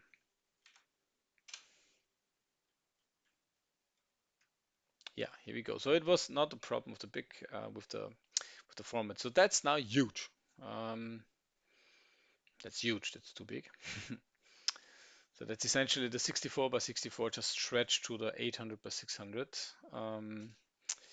So for whatever reason, with the target direct, it did not work. But I mean, it's there. I mean, that's something. No, I mean that's our first player rendered in the game. Just much too big. But let's quickly find out what is the problem here, because I think that should actually work. I mean, why doesn't it work? What is the problem?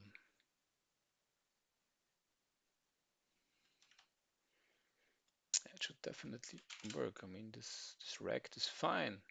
This rect is fine. Let's try again. I am confused. What is going on? Why do I not see this? Why do I not see this? What is the problem? Ah, yeah, okay. I think I know the problem. The problem is that the height might be zero, quite probably. And if the height is zero, you don't see shit. Sorry. Um, I should work now. Yeah, it's just not at a good position. Let's just put it really more in the center, like I don't know, 380 by I don't know.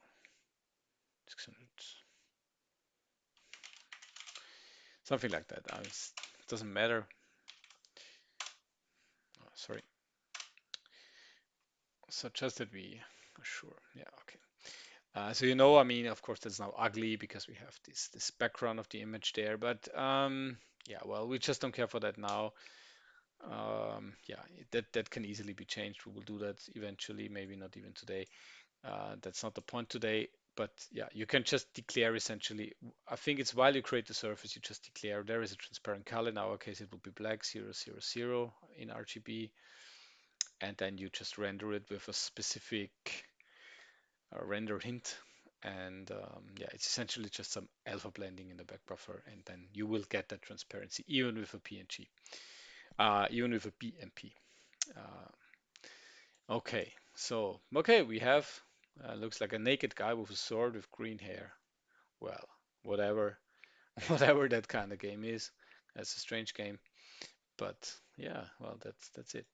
Um, okay, so we have that guy now, and let's let's do the first thing. So I'm just thinking of, okay, shall we just read out the server stuff or just grab some input from the keyboard? Yeah, let's maybe grab some input from the keyboard so that we have the transition from moving it locally to moving it with the help of the server, let's say. So now there is actually two main ways how to get input by with the help of SDL. And for a keyboard input, it is better to do a specific thing, but it's a slightly more complicated, and I don't want to do that now because I kind of just want to get to the point. And I think you can just say, so the real thing would be get keyboard state, and maybe we would just do that. Why not? Maybe it doesn't make a difference anyway. So yeah, let's do that quick and dirty as always, because we don't care now. So that's the global keyboard stuff. So essentially, you have one variable that is this global keyboard state. Um,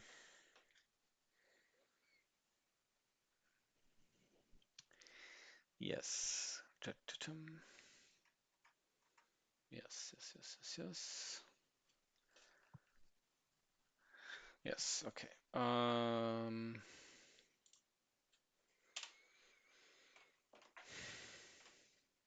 Yeah, so that's not the way I think we'll do that. Let's try that out here.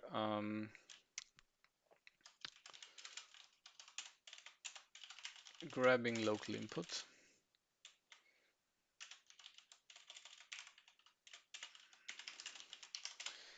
So essentially it's the same thing here.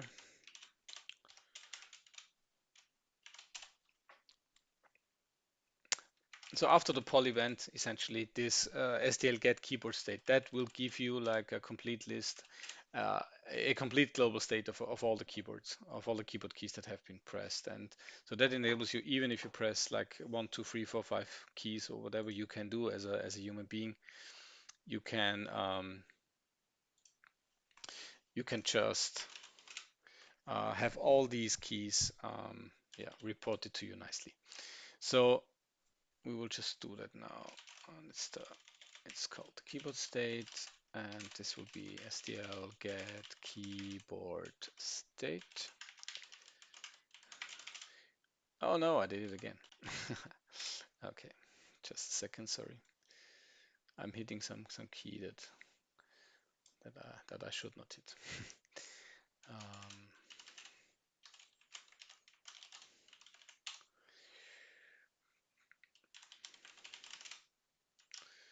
so let's see. Source main.cpp.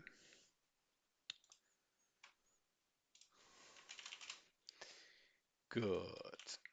So where are we? So yeah, and then you can see if the state contains, let's say we just grab the W key now and we say that's the forward moving key.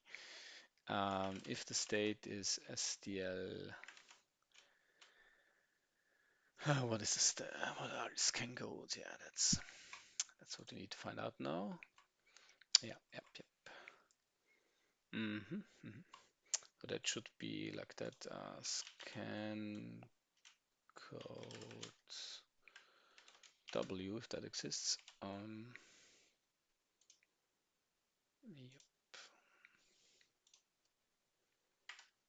So if that is true, so if that is pressed,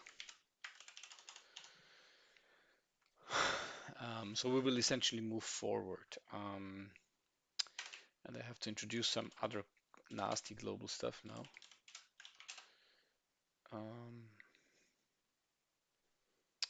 That is now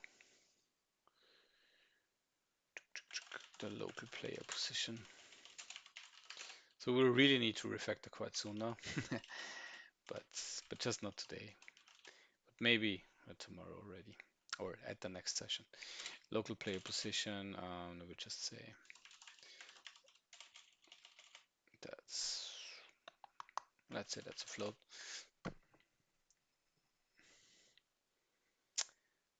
Float. Or let's it's a float. Float. Local pos x. Local pos y. And so this is then, we will just do this now like really in a simple way. Local pos plus equals. So we will add a very small increment to the local position here. Okay. And then we will just take the local position.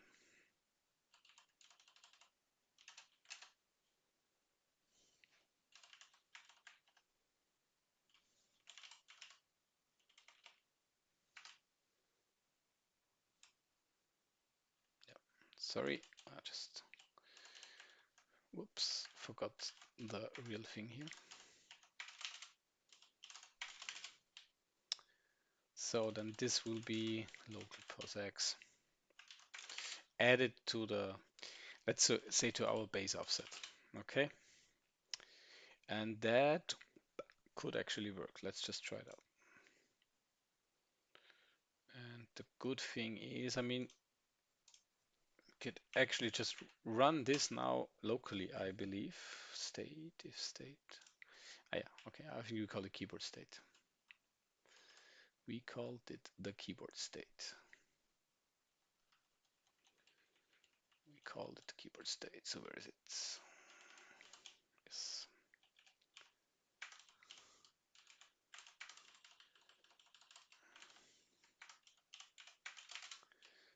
Yep.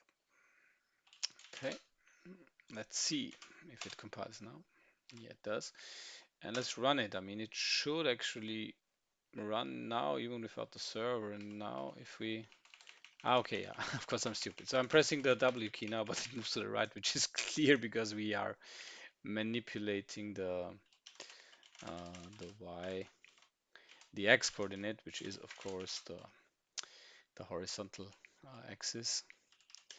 And we'll just change this to that. And then now we can even say if keyboard state. So we can actually move around left and right and up and down. If we say, and here we have our classic WASD thing. So if that's S, then essentially do the same thing, but just in the other direction. And we'll now just copy this. That is done. If that is D, and that's A. So now we should be able to move that little local player around locally in the game. I just have that annoying wait time here. So let's move him up. Of course, it goes down. Let's move him right. That's fine. Let's move him left. So we just We just skip this here, I will switch it here, and then now we're good to go. So then we have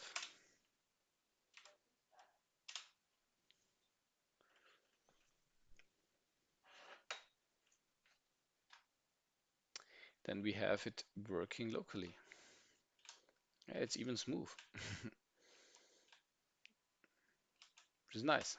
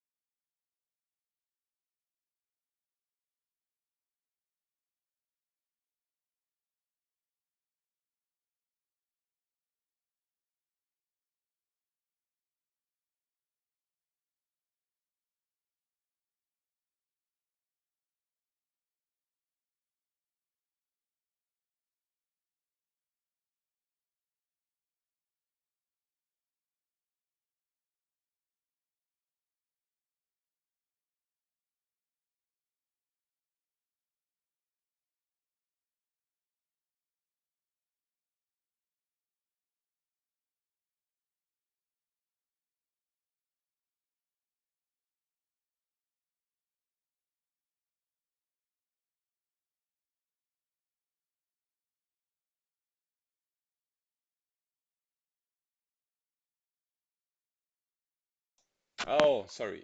Sorry, no sound. I'm very sorry. I forgot to put back the sound. Okay, you forgot all my you missed all my rumbling. Sorry, pickled. Um,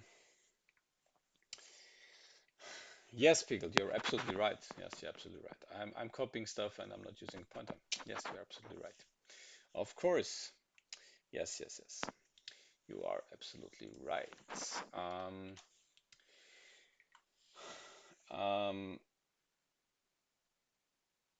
I'm not sure. Yeah, either I do it that way or I just store pointers in the player's map anyway, and I think I will just do that actually.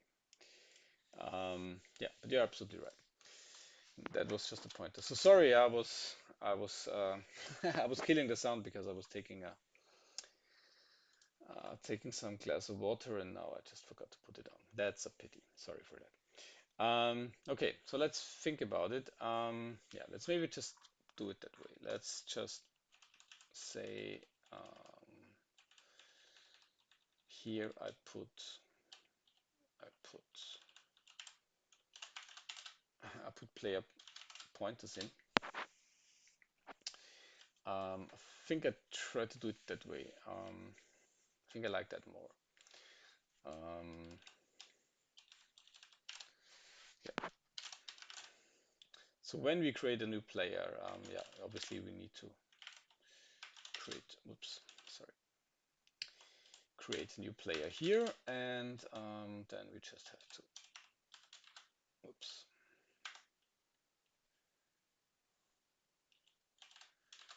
Just have to.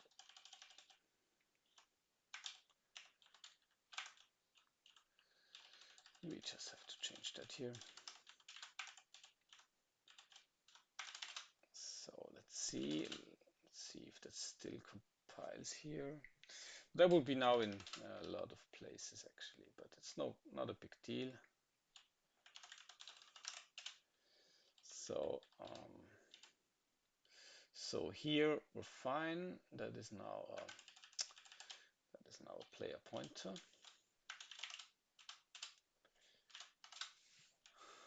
Um, that is yep, actually that's also returning the player pointer.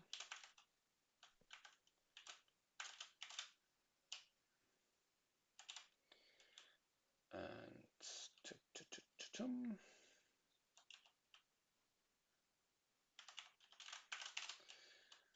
that is fine.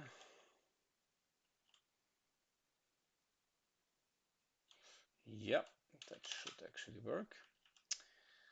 Um, this will also still work, but this will not work.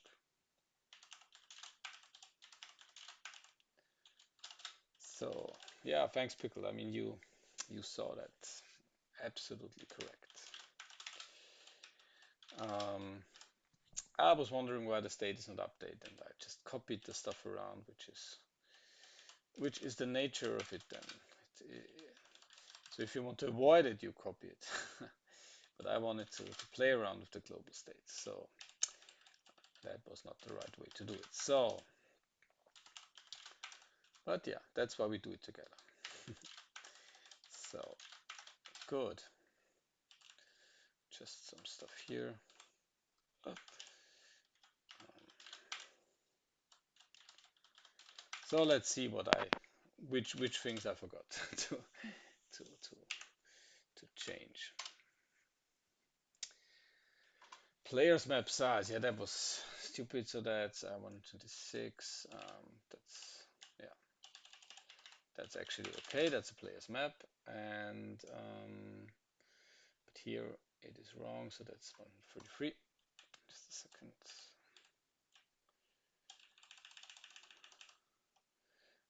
Yep, it is right, and this is also a thing. Okay, yeah, I mean here it was. Yeah, okay, here it doesn't matter, but okay, good. Let's see. Let's see what is going on.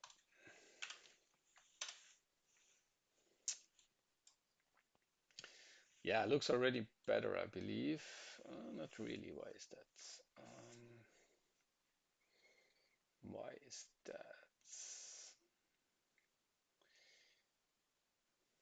Why is that? Let's see. Let's see what is going on. We can also just let's print the pointer actually. Let's print the pointer address. Um, let's print the pointer address.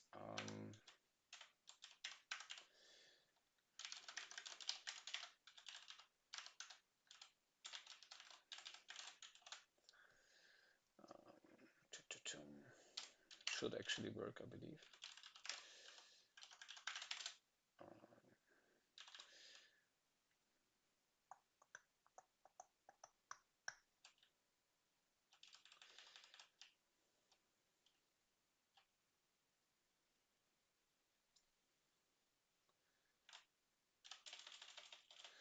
Just see if they are the same. And let's maybe even do it like this. Let's say, yeah, yeah, I mean, that's actually, yeah, and let's not just for experimenting, let's say, and I just retrieve it right away.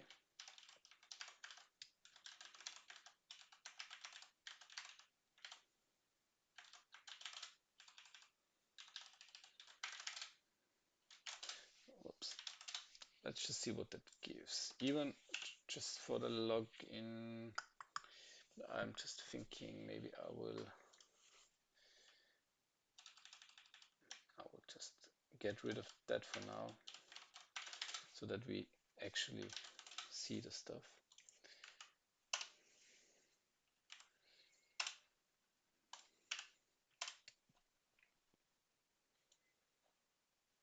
So let's see, and that, why is it still doing that? Because I have that as well. Okay, but I think it looked quite well. I think all the pointers were the same essentially. That was interesting.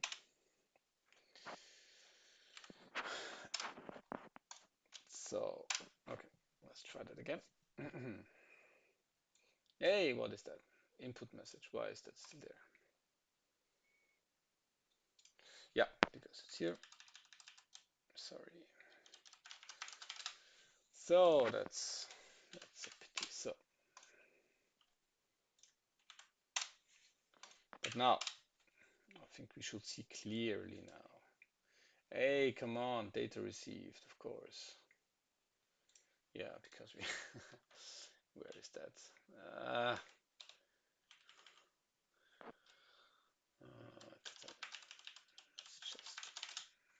let's get rid of that.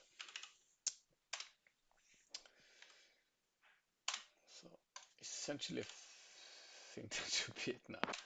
I hope so. Yeah, yeah, and it looks fine. I mean, that the pointer is really always the same. So let's just try to. So after that, let's say, and what is the POSIX at that moment in time? And that must be 50. That must be 50.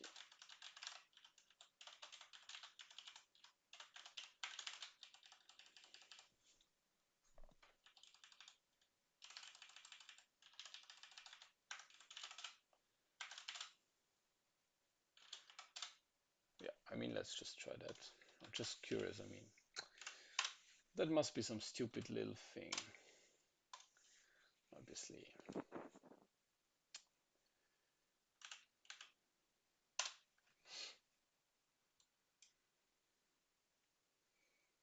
Okay, that's that's actually really interesting.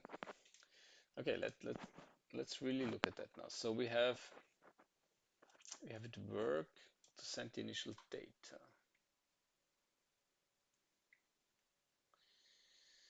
Which is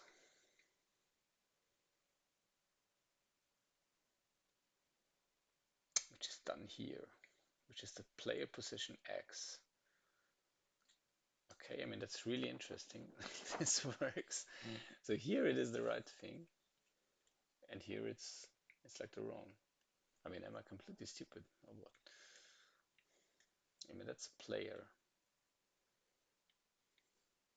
Okay, so this player is the same that is retrieved here. Here it says player possession X is 0. I mean, that's what it says here. And freelance later, it's this. How can that be? I'm really confused. I mean, it's late here. I'm quite tired. Maybe that's just the whole reason. But I'm a bit confused now. So I will just yeah just do pause X. So what is the difference here? I mean that well, how can that be? And it even works as the transfer to the client. I mean I'm confused.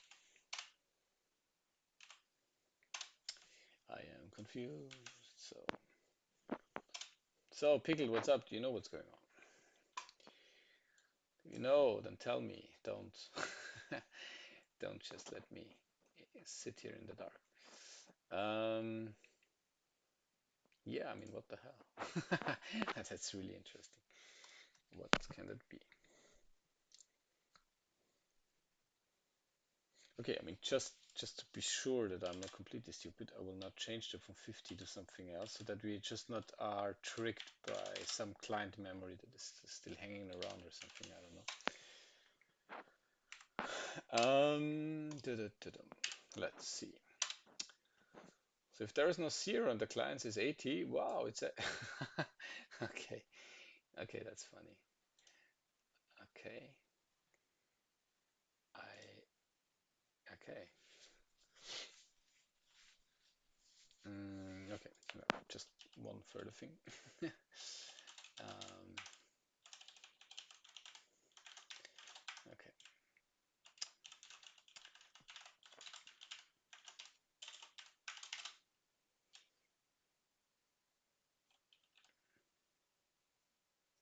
The position X is a. I mean, it's an int. It's fine. Okay. Wow. I don't know. Haha. That's a good one. That's that's a good one. That's a good one. That's good. That's a good one.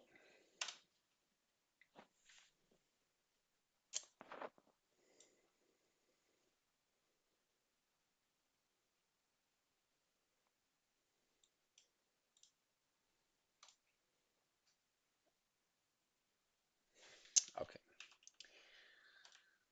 Um,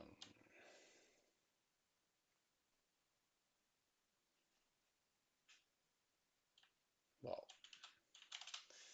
so that's even already like 0 right after assigning it. I mean, am I completely stupid or what?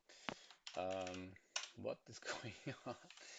Um, I am utterly confused. Um, yeah. Okay, maybe I'm really already I don't know. I'm tired or whatever. Okay, I have to look up what the. I mean, is this something else? I mean, it's a float. Maybe that's the reason already. Yeah, that might already be the reason. Yeah, for sure. That's the reason, of course. I'm just printing it out not correctly, I guess. Let's see. Let's hope. Let's see. Um, so let's see if I make that float. Is that already it? Quite possibly, because the float is, of course, has a completely different representation in memory. I think, I hope. I mean, I know, but that should be it. Otherwise, I would be really confused. Yeah. Okay. Yeah. So that was essentially it. Maybe that was. I mean, of course, when I did the copying, that was completely wrong. But now that should at least show the right thing. So where are we now? I mean, let's just be conservative now. Let's just really be sure that this works. And now, yeah, let's make this first and then put the rest of the logging in again. And then we can continue with the real things. So, no, that was wrong. Okay. So yeah, I mean that at least looks better now. And here, I think I just forgot it to put it on. Okay, so that's consistent now. So it's even when it's pulled out of the map again, it is still the same value. So here it is wrong. Why is it still wrong? Did I forget it somewhere? Yeah, I mean here I forgot, but where is it? Ah yeah, here. So okay, but I think we can rely on that works now. And let's put this thing back into place. So now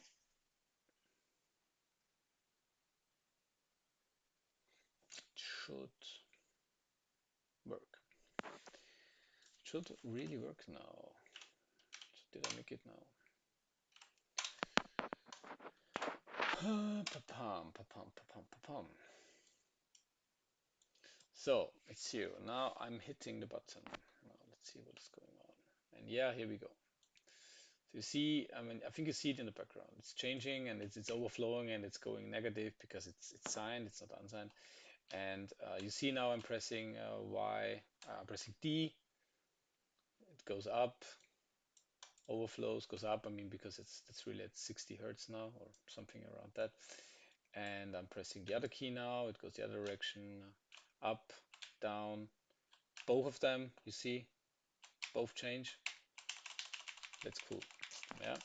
So what we have now is that we can really send it to the server, and essentially what we now need to do in our naive implementation is something similar to that. And now you see already we have a nice reuse of our send it to client, because it's not longer just send initial data and it's a black box, because now that we couldn't reuse it, but now we can. Because we will now just send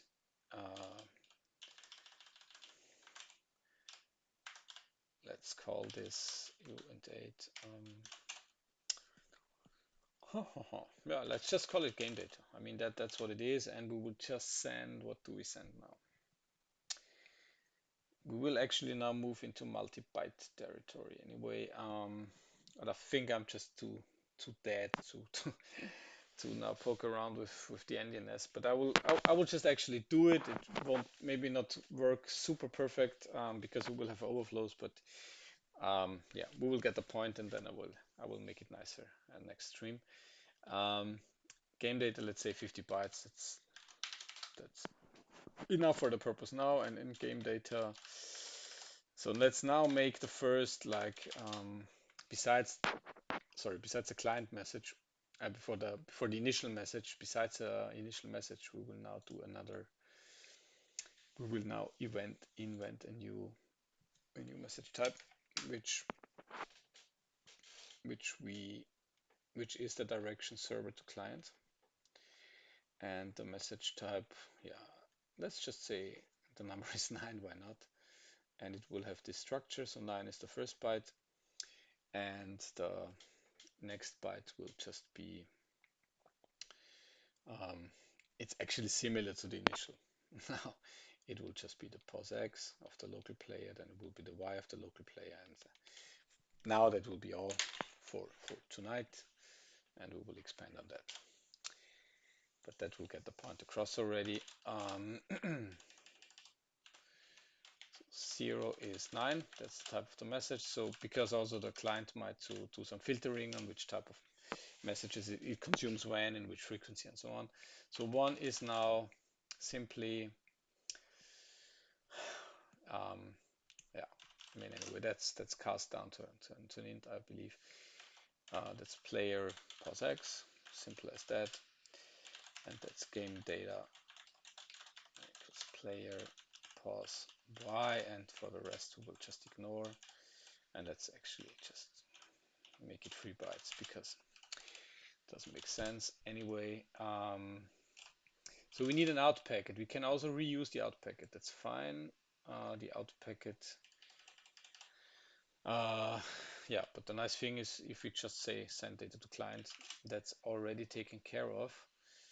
And yeah, that should really work. That's a nice thing. We can completely reuse that, I believe. To test it thoroughly,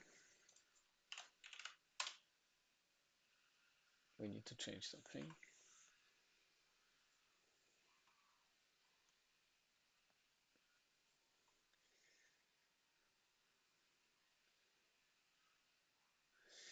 That's an invalid conversion. Yes, yes, yes. I know. I mean, that's fine, but um, let's be brutal now. Yeah, no, no. I know what the problem is. That's the problem. Again, I made that error. Sorry. Did it again. I did it again. That's yeah. That's already it. And now we need to do a small modification on the client now. Hoppapam, yeah, because here, so we are checking input from the server now. Let's just keep that, and now we will do an SDLnet receive somewhere.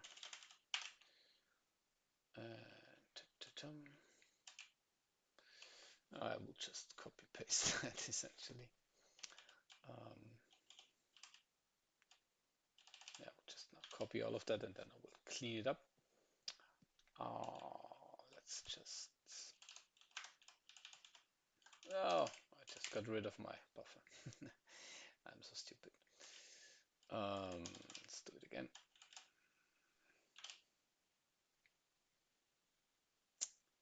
Let's just do it again. Okay.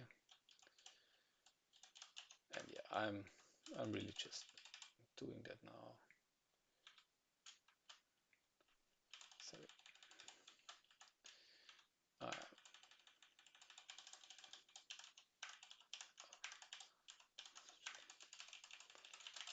so yeah, I mean that should work. Then that's not initial data. That's that's the game state that's coming in here. We will expand on that, but that's just the game state. Now we examine the game state. Just get rid of that now. And yeah, that's it. So that's yeah, that's not really completely true. I mean, we expect the game state, but what we should do now is to actually look at the message type to be very clean, because that might come in other messages as well. Equals, and we just call it the game state. So that's here in the game state 0 byte. That's the sorry. That's that's the that's the message type. And now let's be a bit clean. If message type equals, let's say, do we have this here? Oh no. Okay, yeah, let's make it a bit cleaner. Message type game state update 8.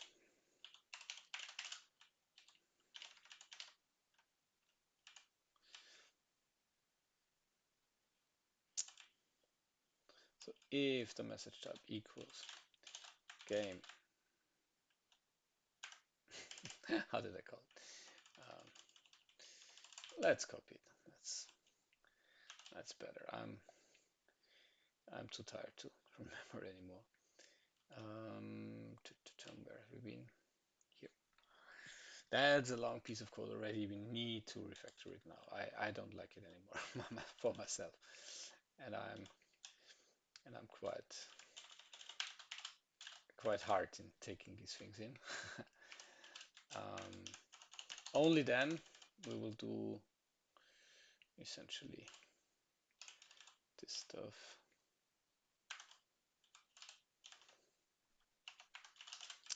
Only then we will do this. I will now ignore the coordinate.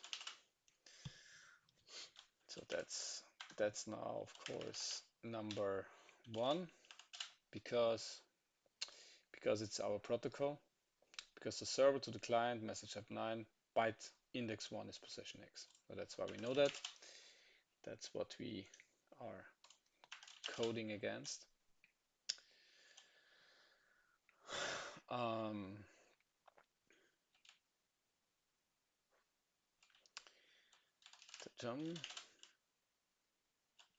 let's call it updated. And what we do now is we just, because that's the X coordinate, we will just, that's local pos X, okay? We will now use that variable here, and we will just directly put it in here. No need in doing some other stuff. So we will now write that directly into the local possession X. So if you remember when we were doing it in the local version only, and I pressed the right key, so the D key on the keyboard, which maps to the right function. So move, it's meant to move the character right. Then we just had this code here, local possession X, it was just increased. Then we commented it out and we just put it into some input data that was eventually sent to the server, which is happening here. Now we're kind of getting we're getting the data back from the server eventually. So that might not be in the same frame, but we don't care because we are in lag land anyway. For now, in the naive implementation, that's fine. Here we send it, here we receive it. Might be the same, very probably not. Like the same round trip, like we just get it immediately back. Like the confirmation of what the new position is. That will normally not be the case. But anyway, there will be the next frame, and then we will just do a receive, and then we will eventually get it. 2, 3, 4, 5, 10 frames ever, later, whatever. Maybe 10 seconds later, then that's a big lag. But this is, yeah, this is what can happen. And now we should actually see the guy move, because local possession X has eventually now a new position, and then it will move. But this is now not edit. This is the position. Well, okay, let's just try it out. I'm quite curious if that works. So what is that now? That's 175. Sorry.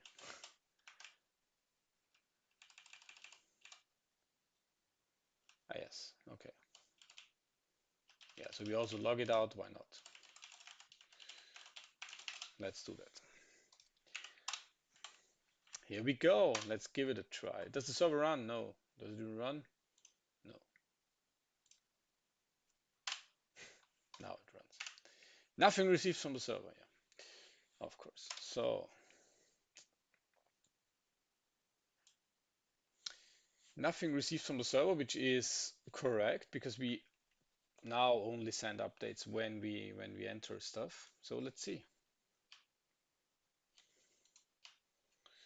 Yeah, that doesn't work at all. That does not work at all. Let's see why that doesn't work at all. Because should work actually. Should actually work. Let's see. That's the beauty of network programming. You have these effects, and it doesn't work really. Sometimes you don't know why. Okay.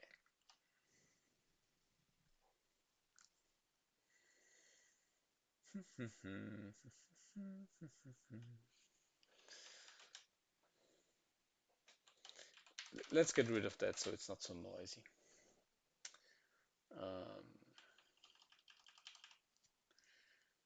Is there something else we need to take care of? I don't think so. I mean, do I maybe deallocate the packet or something? Do I do that? Do I do that somewhere? No, it's actually okay. I allocate the packet. Packet is still there.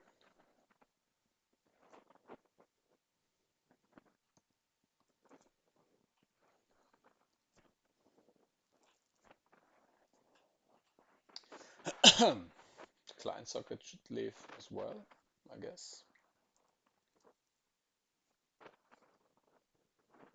Okay, let's try something else. Let's try to make the server a bit nicer actually, because maybe the send data to client just doesn't doesn't work. Let's actually send something anyway, like a keep alive message or something,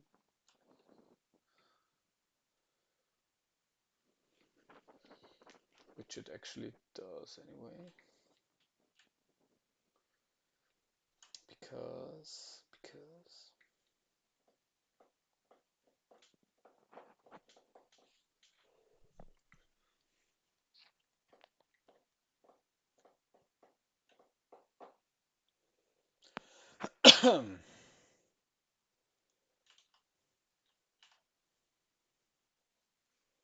Okay, yeah, so we are in that whole branch only if we receive something, okay?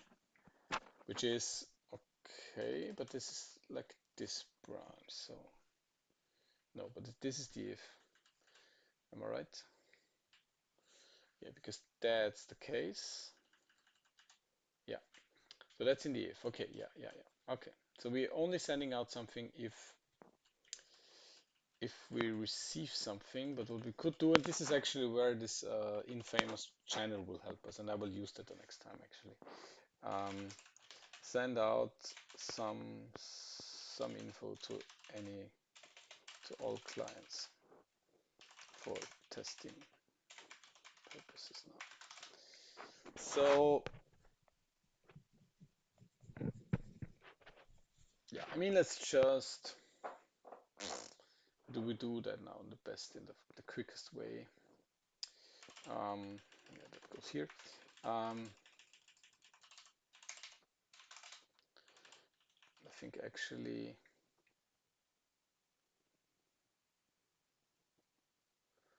that doesn't make sense anyway. That's just crap. Um,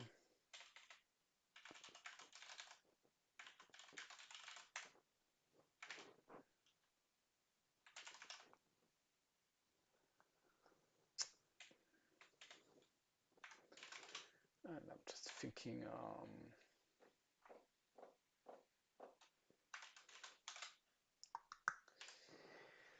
I'm just thinking of how to do it in the most unobtrusive way now. I want to do it really in a minimalistic way, but I don't see a quick way to do that now because I need a way to know how to send it, and it is a bit yeah. Is there a quick way to get to the list of values in the map? Because I think that's a bit ugly to get to just get the elements. I think that's a bit wow, that's not so nice, and I don't want to mess around with an sorry, don't want to mess around with some iterators now or something. I'm just thinking.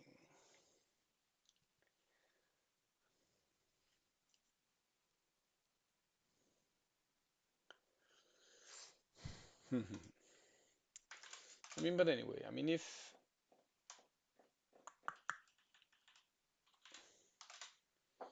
okay, I mean, it doesn't matter because I think what there was like a difference now that even when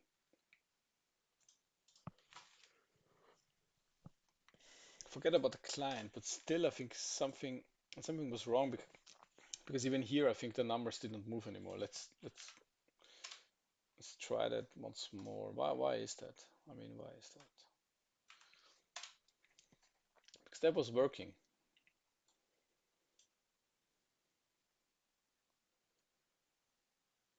So let's press something. Why is that not working anymore? That is strange. That is strange.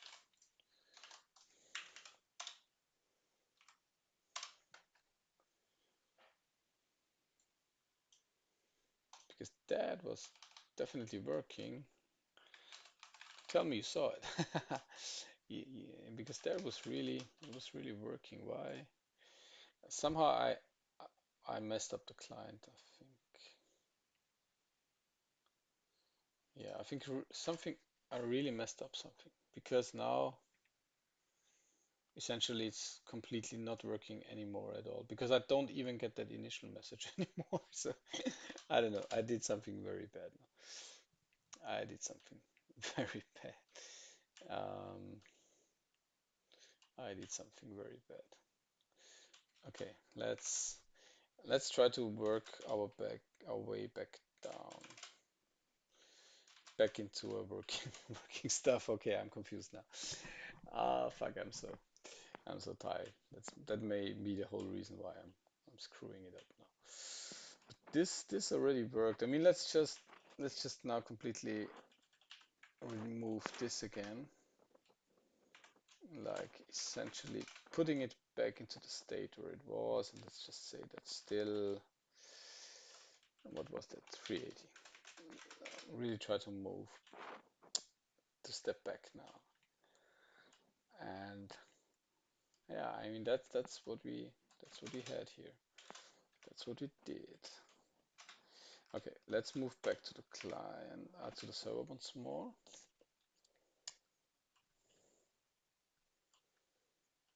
And I mean, essentially the only thing that we changed is that we do this now, and maybe, I don't know, maybe it doesn't like it. I don't know. I have no clue why it's screwing with me. What is that now? 62. Okay.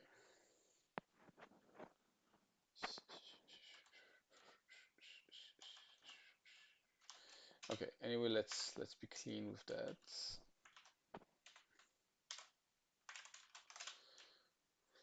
What is that? 162. Yeah,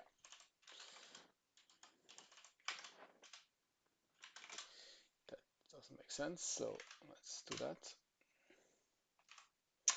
Let's start our server. Let's again start our client, which is hopefully, I think I have to rebuild it, which is hopefully working again now. Again, like before. What is going on? Yeah, okay. Let's go. That's working again. Okay, what the hell? Okay, let's not at all mess with the server. Let's even keep it running. Let's just now mess with the client. What is going on? Let's just make him receive. Is that already breaking it? No, no way. That cannot be the case. That cannot be the case. Let's see.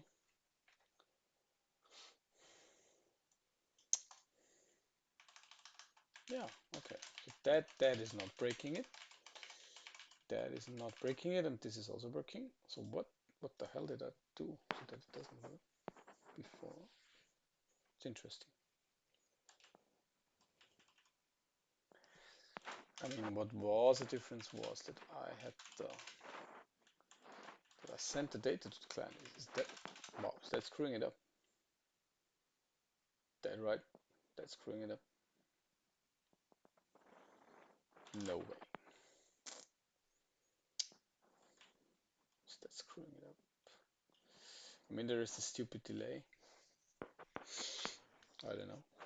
I mean, we can get rid of that anyway because the server shall be as fast as possible.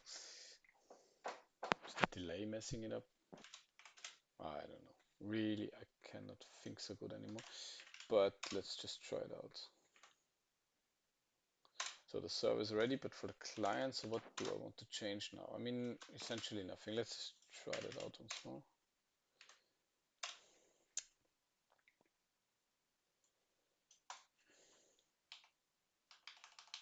Yeah. I mean, at least it's still working. Oh, yeah, and we also get data now. I mean, don't ask me what has happened. I don't know. Maybe they were out of sync. I don't know. Okay, local player updated. I mean, it's stupid value, but I think we have the same problem with the. Do we have the same problem? This might now be a problem of a total overflow of that number. Very likely. So where is that receiver actually? Here it is. Okay.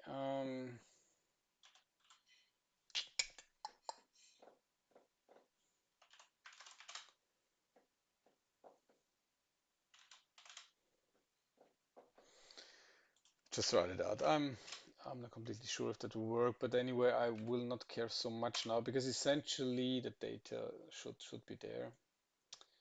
Let's see. Yeah, I think it's now just really just a problem of um, because like a problem of multi-byteness of like sending because I was not clean there on the server side as well. I mean, I'm stuffing floats into an unsigned int and so on and so on. So that's, I mean, that's just not not right in a way. I was just trying to be quick and super dirty. But I think I'll kind of leave it at that for now because essentially the code is in place. So there's just now some issue with pulling stuff in, and I think I will actually just do that clean way, just in the right in the next stream anyway, because yeah, we need to take care of multi-byte values anyway. We need to take care of how to transfer floats in a nice way, because that yeah that is important how to do that in an efficient way. Um, Probably, for example, we mightn't even care if that's a float. We might already completely cast it down to an int anyway, because yeah, at the end the pixel is an integer anyway, and where we really cast it doesn't really make a sense. We have to cut it anyway, and yeah. So we just do the calculation on the server with the float value like a physics simulation, but then we just right away cast it down to the next int. So there is something just wrong with that. But let's quickly recap what we have now, and it's I think it's not so bad. Um, we have so yeah, just like the last meter is missing, but I'm just kind of like so tired that I think I will just mess up even more things, and that's kind of rule number one. If you're dead tired, then just take a break and just stop for now. That just because it just makes things just worse. So let's quickly recap what we managed and what we did not manage, and this we will then do the next stream. So what we managed to do, I think we can safely say that, is to connect several clients. I mean, we have seen that. We have that association done, player to the network client address. Yeah, we messed around with the server loop, which is a bit more going in a real direction now. By far, of course, not how it how it will be in the end, but it's doing a bit more. It's having a bit more meat on its bones. The movement of units, essentially, I mean, we did it in a local way. Yeah, so we did it. But that's of course not what we wanted to do in the end, but we did it locally. And so we are still missing the final step of like server controlled movement. Yeah, so I will then actually continue with that right away in the next stream, and I will already write me a reminder for that. um, Next thing, oops, server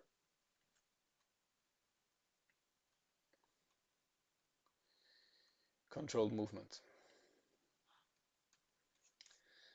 Okay, good. I would say, yeah, I mean, I'm a bit disappointed that we didn't really see the sprite moving around, but I can assure you anyway, it would look laggy because of the nature of how we implemented it. It would not look super smooth as for the local movement. Um, okay, well, I mean, we didn't make that. That will happen anyway in that stream. It will happen that we have to kind of finish just in some in between state. At least we are compiling. That's already something. I will also just check in that code, so you will have that latest version. Um, no, no, no need to hold it back. It is what it is. We're coding that live, and there will be times when we just don't finish each time every goal, and that will happen more often, I think, now from now on when things are just getting more complicated and um, yeah, things are not totally predictable anymore. Okay, good. I hope It was a bit of fun. It was for me. Still quite excited to do the streams. Thanks for all the viewers. I don't know, Pickle, if you're still there. Maybe you are. You're still there. Thanks a lot. Thanks a lot for joining and also participating and really thinking this code through that I produce here. So thanks a lot. Really very much appreciated. And thanks for the tip of that arrow before. So yeah, thanks a lot. I will do a stream normally either tomorrow or the day after tomorrow, and I will announce it, of course, as always on Twitch and Twitter. And so see you next time. Have a good time. See you. Bye.